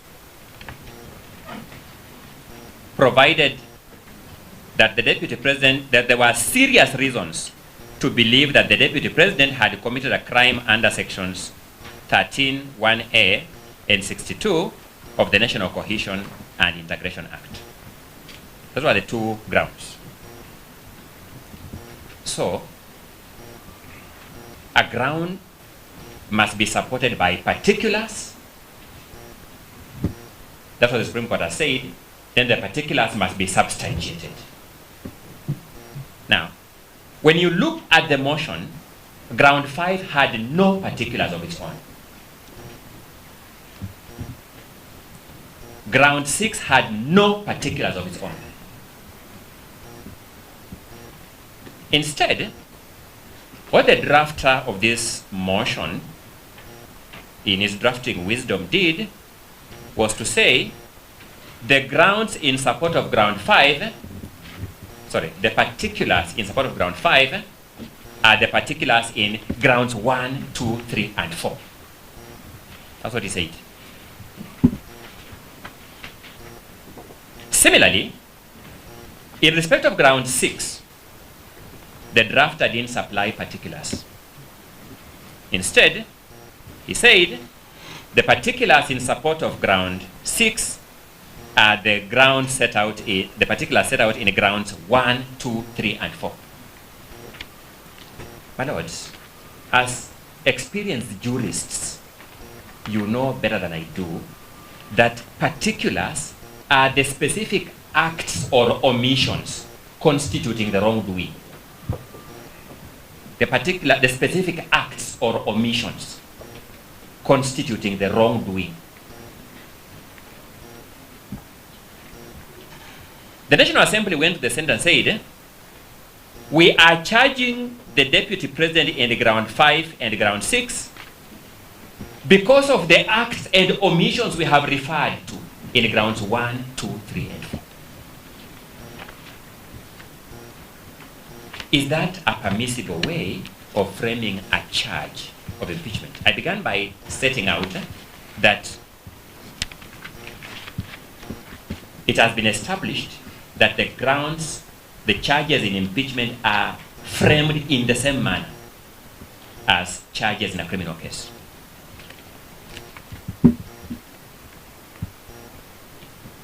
This court, the High Court rather, has held in 3 different cases. The case of BMK versus Republic, 2020 EKLR. The case of LKO versus Republic, 2022 EKLR. And the case of Etiang versus Republic, 2022 EKLR. I've just referred to one because they make the same principle. Yes, Zongudi said, and I quote, the problem I find in the charge sheet is one of multiplicity of charges. Then she defines multiplicity. Multiplicity in a charge sheet arises from charging of a single criminal act as multiple separate counts. This may result in violation of the right of an accused person under Article 50, Clause 2, Paragraph O of the Constitution. That multiplicity of charges is a violation or a threat to Article 50, Clause 2, Paragraph O. And it defines multiplicity to mean charging a single act as multiple separate counts. So therefore, when the National Assembly tells us that the acts in ground 1, 2, 3, 4 are the same acts that constitute the ground 5 and ground 6, these 2 grounds were bad for multiplicity. They were a violation of Article 50 of the Constitution. They cannot found a threshold for impeachment. Both of the 2 grounds were approved by the Senate as constituting the basis for removal of the deputy president from office. But there's something very bad about it. The Senate voted to approve grounds 5 and 6 on the particulars set out in 1, 2, 3, and 4, and ground 5 on the particulars set out in grounds 1, 2, 3, and 4, but acquitted the deputy president of grounds 2 and 3. And remember, they gave no reasons for convicting. And that's how obscene this trial in plenary is, as my learned colleague, Mr. Chell Dudley, will take you through in a short while. Then finally, ground 1.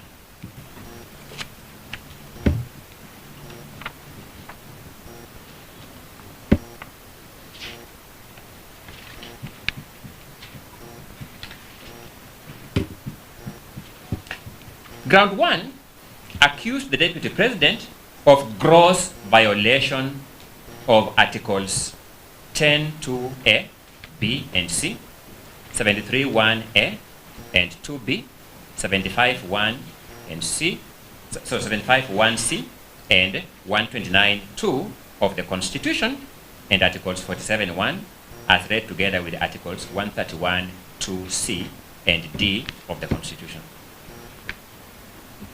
In summary, my lords, these were the grounds that accused the deputy president of talking about shares in government and shareholding in government. Let me just paraphrase it like that. That's in summary what this is about.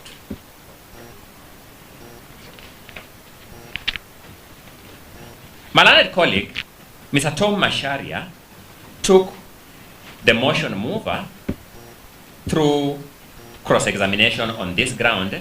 You will find that at pages 88 to 94 of the Hansard of 16th October 2024.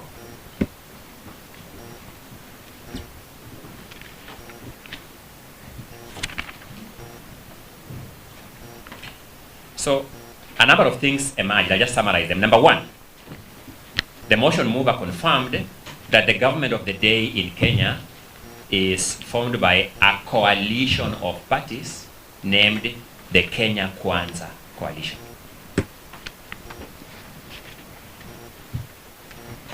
Motion mover confirmed that as a fact. Number 2, he confirmed that the Kenya Kwanza Coalition was formed of pre-election coalition agreements involving various parties.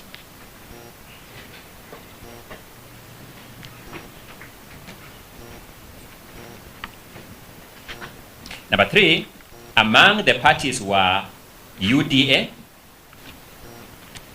ANC, Ford Kenya, and PAA or PA, as is sometimes called. And my lord, this must come out very succinctly from me. It bears that PA is the party whose party leader was the Speaker of the Senate presiding over these proceedings.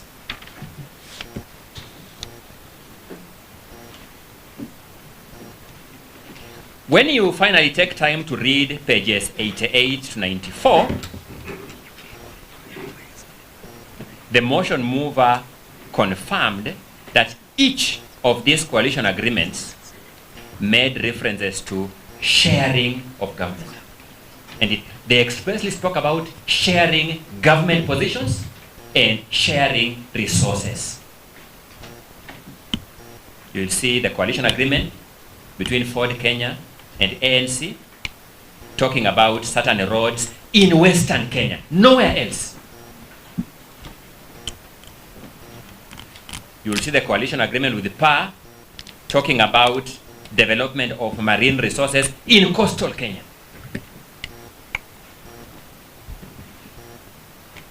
You will see positions, the leader of Ford Kenya being promised the position of the Speaker of the National Assembly and certain cabinet portfolios and principal secretary portfolios. The leader of the party called PA being promised a position of the Speaker of the Senate. The question, therefore, is that when parties enter coalition agreements and pre-election manifestos, it is the people who determine whether they want to be associated with that kind of manifesto or that kind of pre-election arrangement at an election. For some reason, the people of Kenya chose this agreement with shareholding arrangements in 2022. If the people of Kenya are unhappy, they have another opportunity in 2027 to deal with it. And that is exactly what the High Court set out in the Sonko decision that I have just referred to. If you look at the High Court Sonko decision at paragraph 258, the High Court says an impeachment is an important remedy, but one of last resort. It is one to be used where there is an injury to the people. The remedy should be limited to only the gravest political wrongs. This is because the person to be removed came to office through a popular mandate. The will of the people should therefore not be overturned on flimsy grounds. It must therefore be shown that the wrong committed by the official proposed to be impeached cannot wait to be corrected through the ordinary electoral cycle. If the people of Kenya had gone to the 2022 elections on the strength of these pre-election arrangements that talked about shareholding, it follows that they had a chance to revisit that question at the next election cycle. That's what the High Court is telling us. But, my lords, the more interesting one for me is at page 95 of the Hansard of 16th October 2024. You'll find the following very interesting conversation between Counsel Tom Macharia and the motion mover, Ecomas Mwenge Mutuse. I'll briefly take through the conversation, my lord, but you will take note of the pages and revisit it when you retire to do duty of writing judgment. Tom Macharia begins by playing a video to the motion mover and poses the question, who is speaking in that video? The motion mover, Mwenge Mutuse, responds, the President of the Republic of Kenya, Honorable William Ruto. Tom Macharia then poses the question, which words did he use? What did he say to the people of Murang'a? Mwenge Mutuse says he has appointed many of the locals into his government. Tom Macharia prods further, did he say, nyinyi watu wa Murang'a ni shareholders wakubwa wa hii serikali? Mwenge Mutuse says, yes, he did.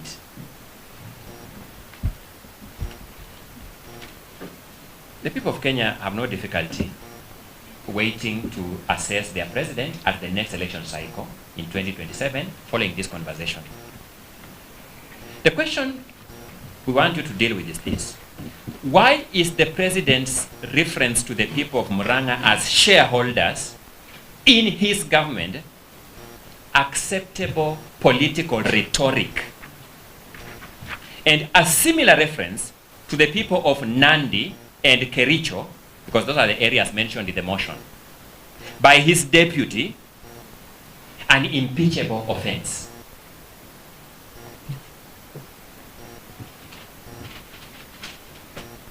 It's worth noting that when you read the conversations I've told you at pages 88 to 94, you will find that the person who witnessed the pre-election pacts in Kenya Kwanza was Professor Kithure Kindiki, and despite witnessing agreements with the shareholding model in it, the National Assembly had no difficulty approving it now to become the deputy president. It is that uneven-handedness that we want this court to ask itself this question. Did the National Assembly find a wrong then sought to establish who is the wrongdoer to be punished, then found the deputy president?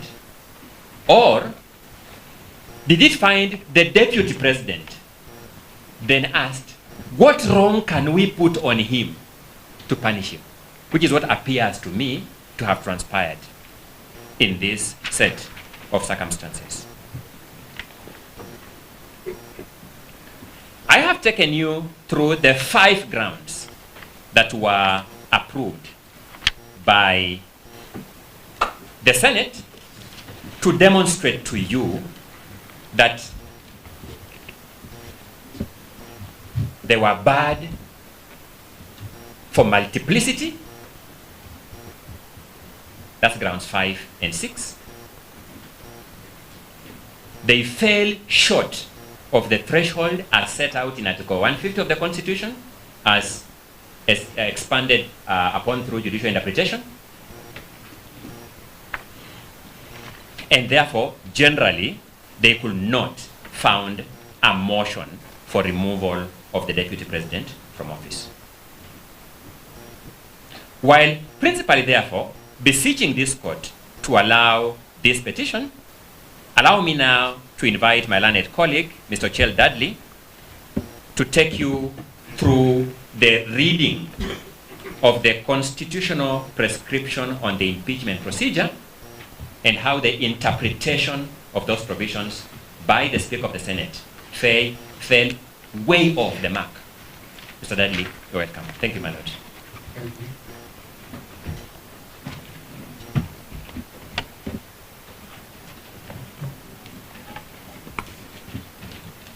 Thank you, my lord, for the opportunity to address you on this important question. When we last left the court, I had thought that we were done with jurisdiction, but the National Assembly spends the first 32 pages of their submissions saying that you either lack jurisdiction, or if you have it, then you're limited to looking at the process. And you should not hear the substantive violations that my 2 colleagues have told you about.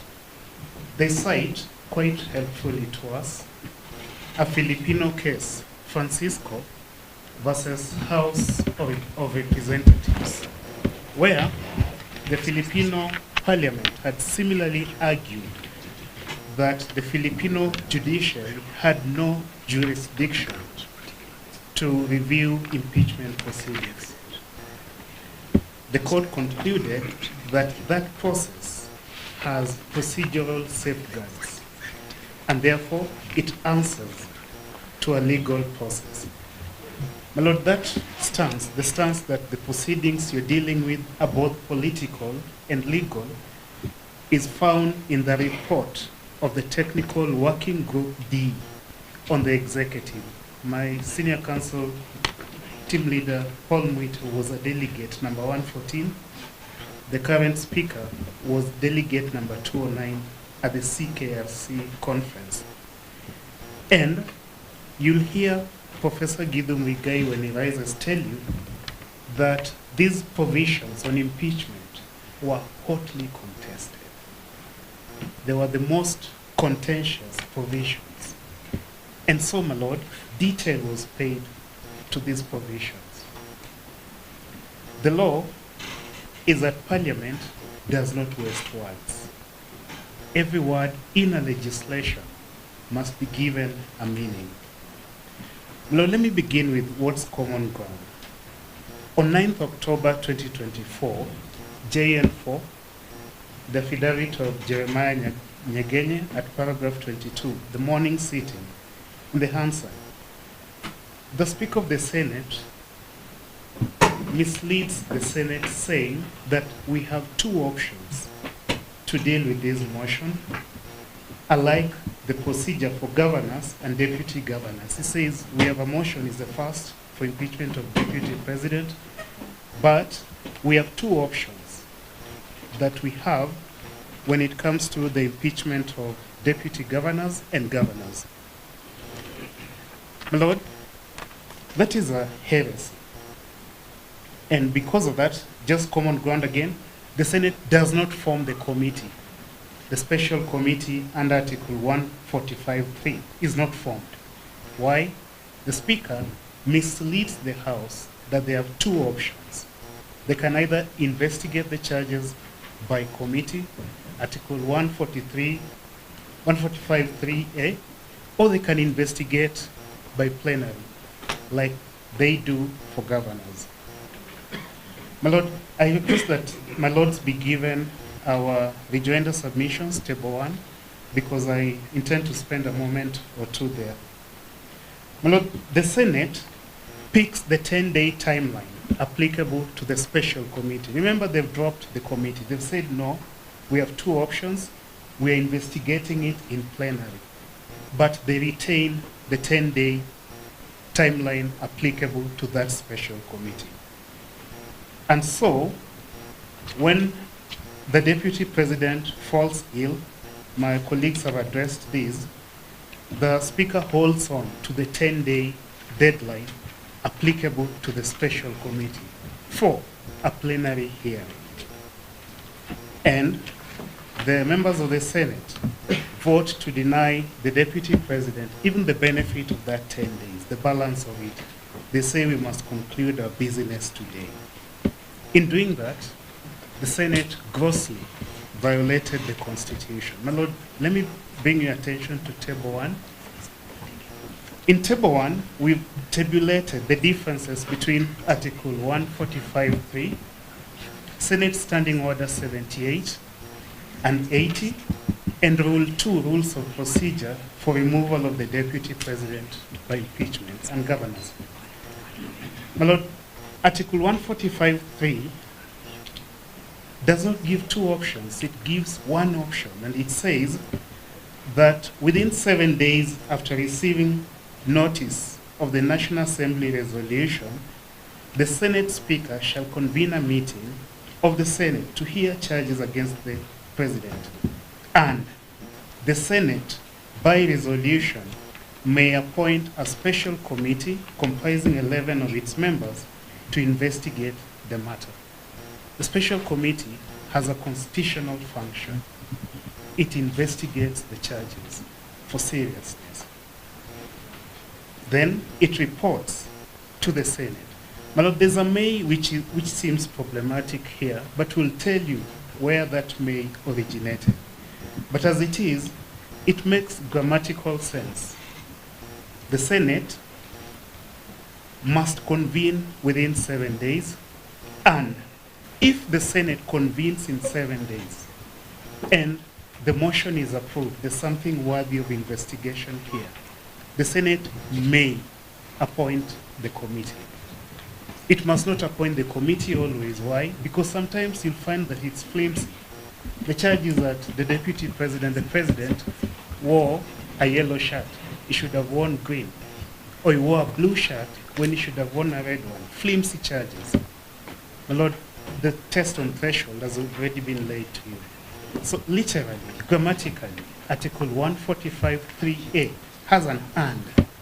If you go to 143(5)(b) and you begin with the Senate, by resolution, may appoint a special committee comprising 11 of its members to investigate the matter, and you leave the A, what have you done to the and?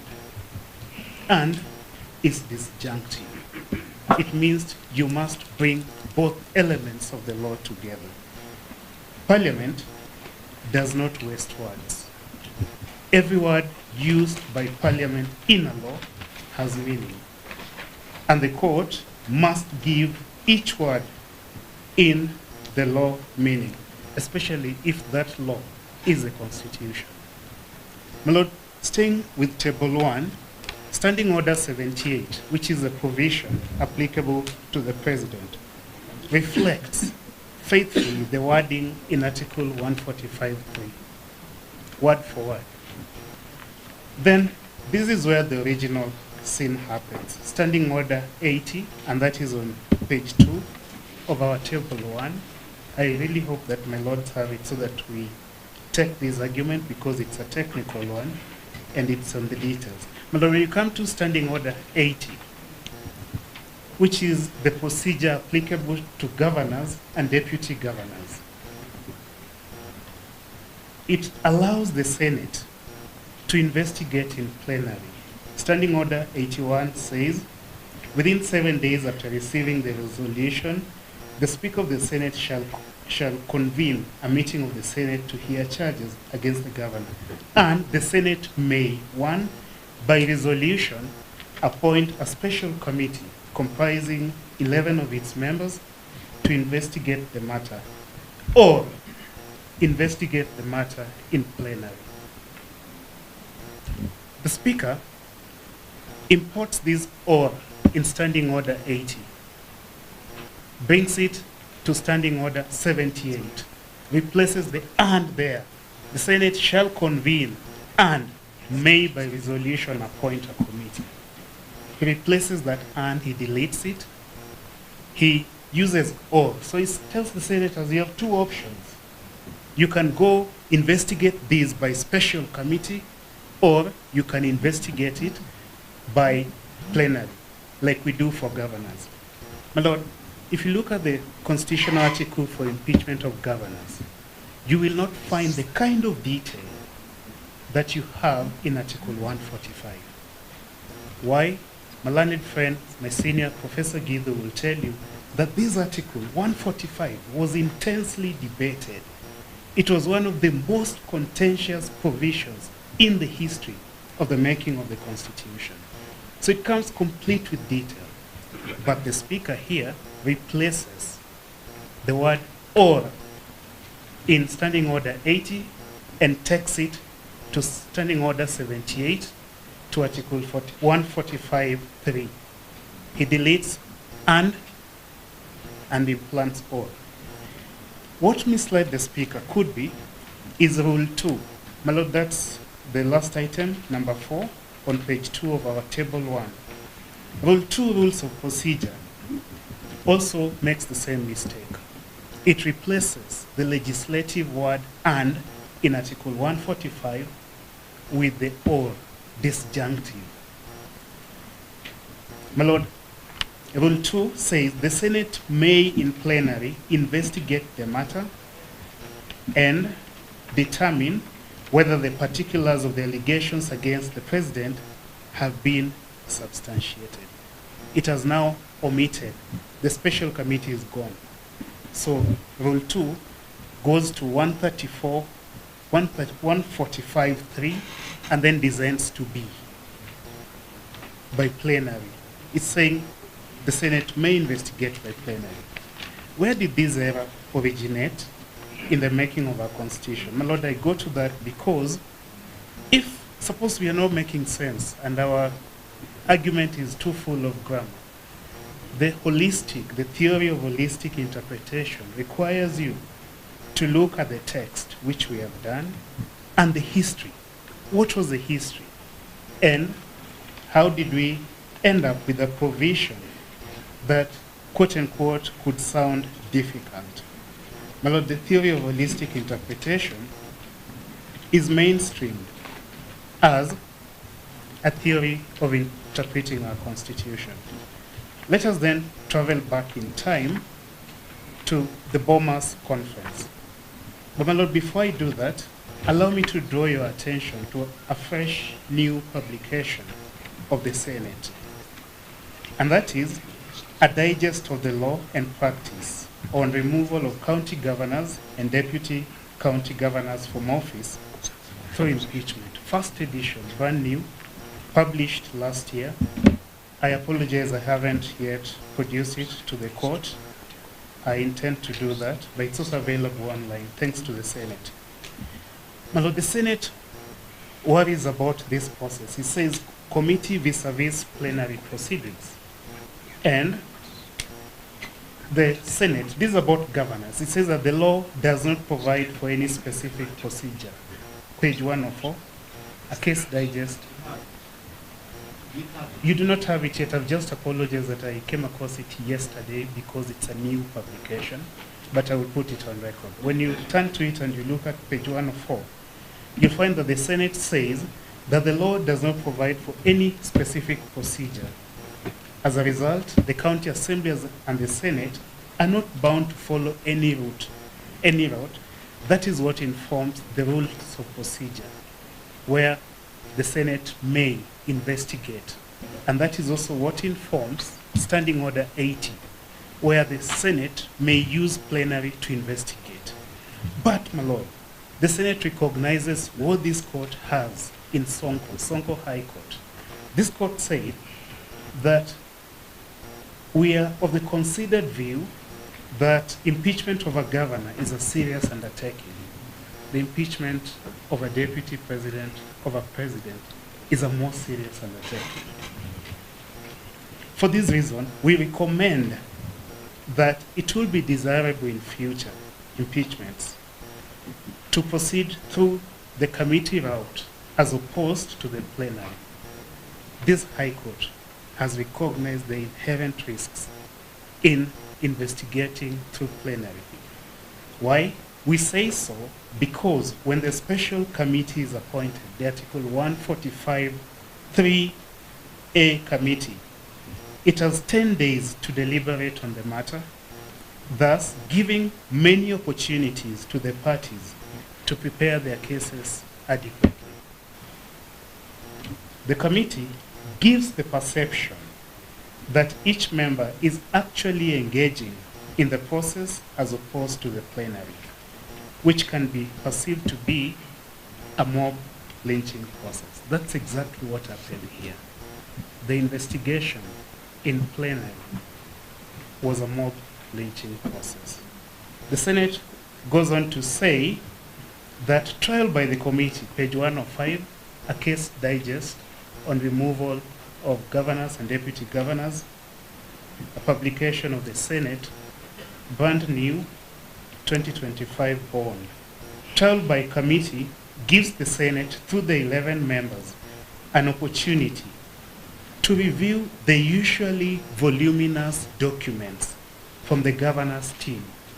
A trial by committee over the 10 days would have given the Senate the time to review. As a request, we clarify the record while my colleague is addressing that point. In his written submissions, that decision is describing, it is described as a decision of the Supreme Court, but it is actually a decision of the High Court. So that we don't have to later deliver this point now that we're addressing it, can he confirm? Because the written record says it is a decision of the Supreme Court, but it's actually a decision of the High Court. I'm grateful that my learned friend, Mr. Mudomi Thiankol, a very good friend of mine, felt compelled to interrupt at this point, indicating its importance. It's an easy one. The decision is High Court Sonko. There's a typo saying it's Supreme Court. It's High Court, but it's what the court has said. Now here, at page 105 where I was, the Senate is speaking to a member of staff of the Senate involved in this process. That's what this report highlights there. And this member of staff, I hope it's my learned friend, Ms. Tanji, is saying that trial by committee, the special committee under Article 145(3)(a), gives members and would have given the deputy president's team enough time to interact with the senators on the voluminous record. Because of the fewer members, the committee is able to probe and follow up with specific questions, especially where the grounds for impeachment are technical. Perhaps the committee would have caught out that in Robert Alai, a case I was fortunate to argue with my learned friend, Mr. Ongoya, the court had already nullified Section 132 of the Penal Code on undermining the authority of a public officer. Well, this did not happen in this case. And finally, it records here that the plenary, it also says that there are some benefits to the plenary report as well. My lord, in short, what you are saying is that the motion to impeach the deputy president was contingent on the special committee's report. It's not just procedural. There's also a substantive right given to him before that committee. Look at Article 145(5) of the Constitution. The Deputy President has a right to be heard before that committee. The committee investigating the serious charges leveled against him. That step was omitted. That's a grave violation of the Constitution. My Lord, the final chance that he had to be heard was also denied to him, the adjournment. When something like that happened, in a case that my friend, Professor Ojenda, Senior Counsel, argued with his usual merit, Onyango Law versus Kisumu County Assembly, Service Board, 2025 Kenya Court of Appeal, 333. The Court of Appeal was persuaded that Onyango Law had been denied a fair hearing. And just like in Oloma Law, the Senate here speedily approved the motion, skipped that special committee altogether, but retained the 10-day timeline. I wonder what the 10-day timeline was doing in a plenary setting where the Constitution does not impose that 10-day timeline, but requires reasonableness. It obviously can't delay until the end of the term, but that 10-day timeline was a stranger in the process.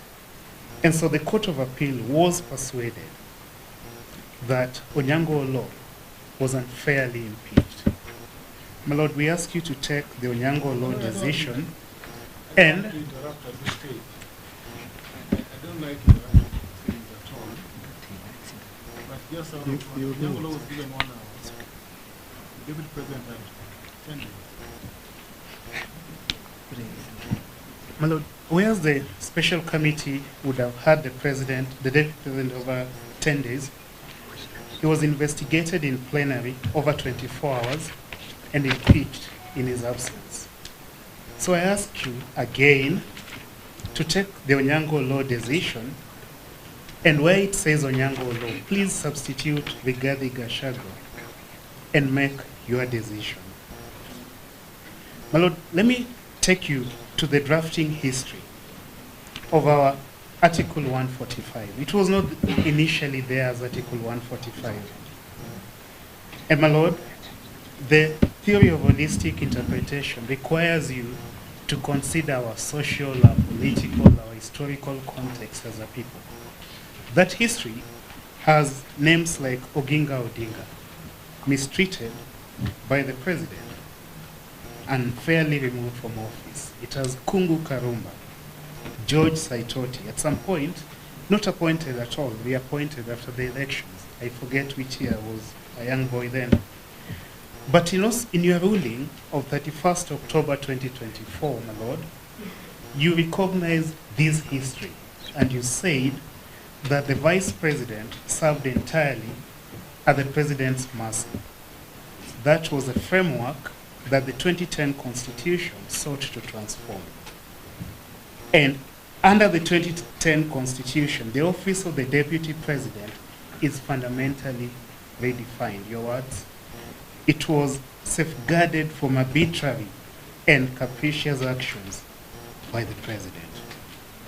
Before the Senate, on 16th October 2024, another good friend, Senior Counsel Otiende Amolo, a former member of the Committee of Experts, who was familiar with the drafting history of Article 145, reflected as follows, and I quote, "Before the 2010 Constitution, we would not have been here for this process for 2 days. We would not have been taking this process in the National Assembly. The President would sack the Vice President at whims, including for not liking the color of his shoes." So my example of the color of his coat was not so far-fetched. It is on the Hansard record. My Lord, that's a correct reflection on the intention, on the history, on the motivations, on the framing of Article 145. In the National Land Commission versus Attorney General Supreme Court advisory opinion, the court held that unlike the independence constitution that failed to articulate the history and struggles of the people. The 2010 Constitution integrates that history and the people's view. And so, my Lord, when you turn to interpret Article 145 and you encounter the challenge with the may appearing in the second part of it, in 135 3b, and you wonder why does it appear this way, you must remember the history. Speaking of history, at page 182 of the CKFC final report, and that, my Lord, is the lawyer's Bible, is the constitutional lawyer's Bible.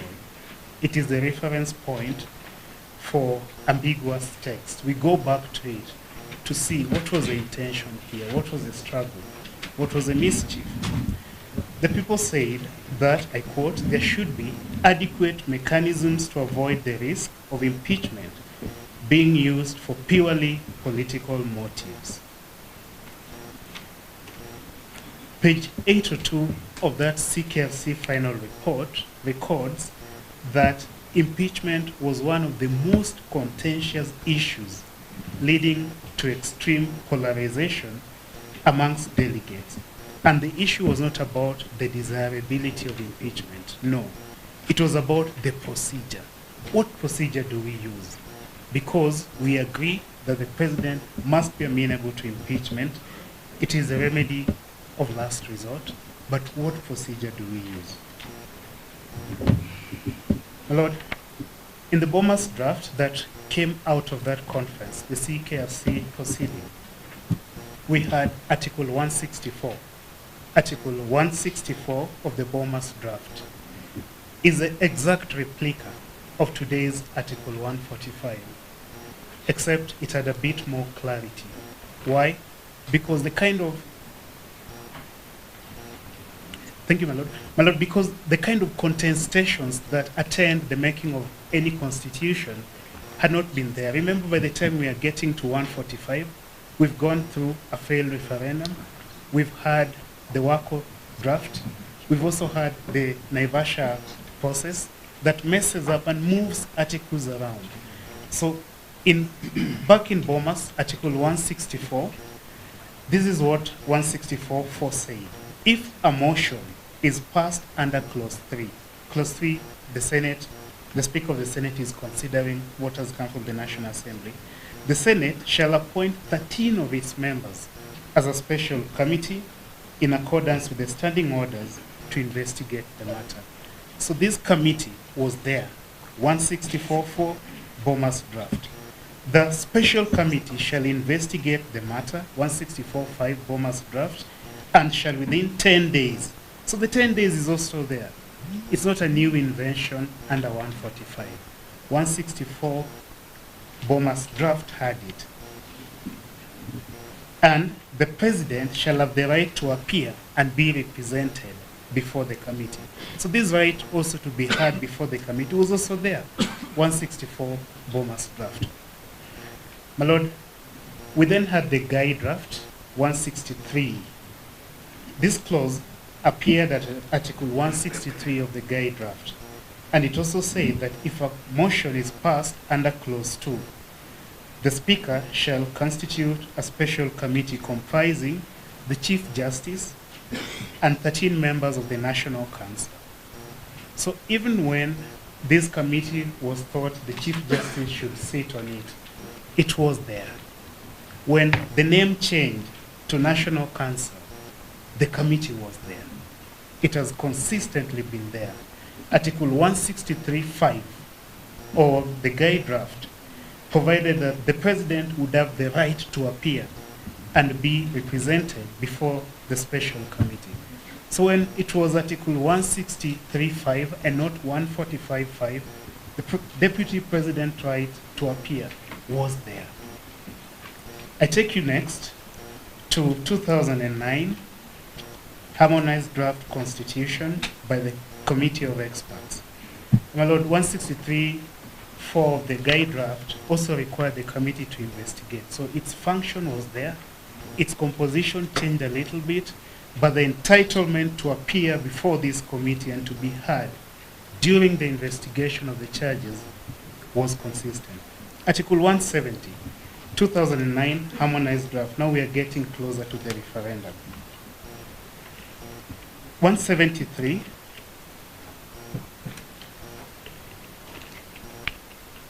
Upon hearing the charges under clause 2, Article 173, 2009 harmonized draft. Upon hearing the charges under clause 2, the charges approved in the motion that has come from the National Assembly, the Senate may, by resolution, appoint a special committee comprising 11 of its members to investigate the matter. So the number is now at 11. And the special committee shall investigate the matter within 10 days and report to the Senate whether it finds the particulars of the allegations against the President to have been substantiated. The President, you can guess, shall have the right to appear and be represented before the special committee during its investigations. My Lord, now we go to Naivasha. A constitution is a political charter. It will have vagueness of phraseology. Why? Because you need to get consensus and have the document passed, or you have no constitution at all. And so we take it as it comes, with ambiguity. But that's not the kind of ambiguity that scares this court. The court would be adept to interpret the Constitution together with those ambiguities, understanding its history. Now, ambiguity is coming in. Naivasha, the Parliamentary Select Committee, a committee of politicians. They moved this clause to Article 127.3. And they're saying, upon hearing the charges under Clause 2, the National Assembly, now, you know, they're also shifting it from the Senate. They're bringing it to the National Assembly, Naivasha. The National Assembly may, by resolution, appoint a select committee comprising 11 of its members to investigate the matter. My Lord, from 127.3, Naivasha, it gets back to 145, and it brings with it the may, which is there today. That's how it sounds vague. That's why it appears ambiguous. My Lord, throughout that history, the 10-day period is there. I am concluding, my Lord. The function of the committee, it's okay, my Lord. The function of the committee is also there. And the Deputy President's right to appear before it is there. And so, when on 9th October 2024, the Speaker misleads the House, telling it that you have two options, what is the source of that authority? Where does the Speaker get the right to amend the Constitution in his directions to senators? What gives him the right? It's not even the standing orders. My Lord, he fuses, the Speaker fuses Standing Order 78, Standing Order 80, the Rules of Procedure, and Article 145. And in that process, Article 145 suffers violence. Just clarify, you said that it appears ambiguous. Yes. Is it ambiguous? It is not ambiguous. If you look at its history, if you look at its intention, if you consider that constitution making, Speaker of the Senate versus Attorney General, is a political process, it is quite clear. The Senate may appoint that committee if it finds that there's something to be investigated. My Lord, blue shoes, nothing to investigate, what's the committee to investigate? But if there's something that appears plausible, there's something that needs some kind of investigation, then the Senate must appoint that committee. So the may turns to must. It must only appoint if there's something to be investigated. If it concludes that there's nothing to be investigated, the malicious and malicious compliance, if there's nothing to be investigated, it doesn't need to appoint the committee. My Lord, let me move forward and say that in Speaker of the Senate the Supreme Court explains precisely this kind of phenomenon, where the document born out of long-drawn negotiations, 2002 when I was a schooler to 2010 when I joined the university, long-drawn process. The document is looked at, touched by many hands, including a number represented before the bar today.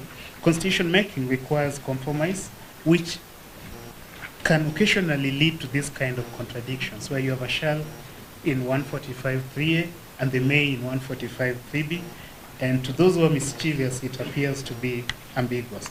My Lord, political and social demands of compromise that mark constitutional moments fertilize vagueness in phraseology and draftsmanship. And when there's such, where do we turn? We turn to the court. And we ask you to interpret Article 145.3, considering the history I've laid out. Constitution making does not end with promulgation, it continues with interpretation. It is the duty of the court to illuminate legal penumbras that constitutions born out of long-drawn compromises such as ours tend to create. My Lord, the spirit of the Constitution has to be invoked by the court as a searchlight for illumination and elimination of these legal penumbras. My Lord, if this clause was so contentiously debated and nearly cost us the Constitution, how is it that the drafters could have intended that Senate can investigate these serious charges in plenary without saying so? How can such a serious provision be left to inference by a technical interpretation of the word may, that because it says may, that's discretionary? What about the and before the may? My Lord, how could the drafters have intended that Senate could investigate in plenary within 24 hours, even denying the subject of the impeachment a fair hearing? I turn to an issue of comparative constitutionalism. My Lord, no other country has a similar kind of fast-track impeachment that can be done in 24 hours. No other democratic country, at least according to my research. South Africa has the panel at Article 89 of its constitution. We call it special committee. South Africa calls it independent panel. The role of that independent panel, Section 89 South African Constitution, is to determine if sufficient evidence exists of a serious constitutional violation before the National Assembly votes.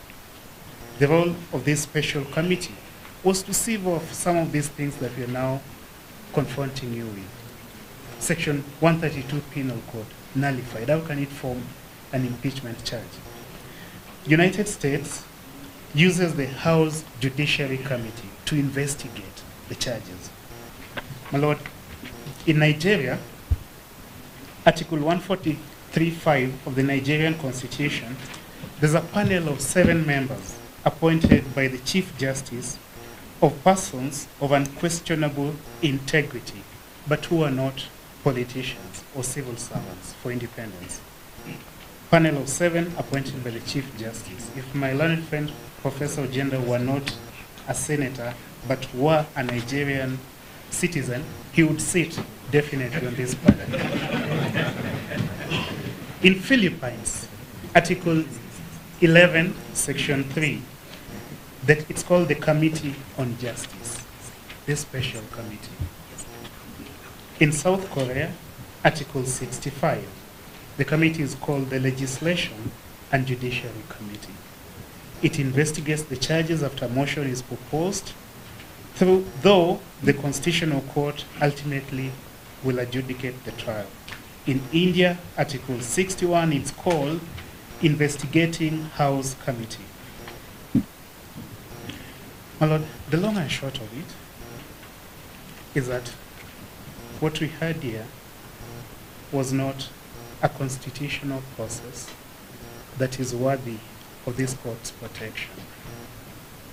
If you faithfully interpret Article 145, if we just have one look at Standing Order 78, at Standing Order 80, if you look at the rules of procedure, Rule 2, and then you spend time, my Lord, with the history of Article 145, you will arrive at one inevitable conclusion.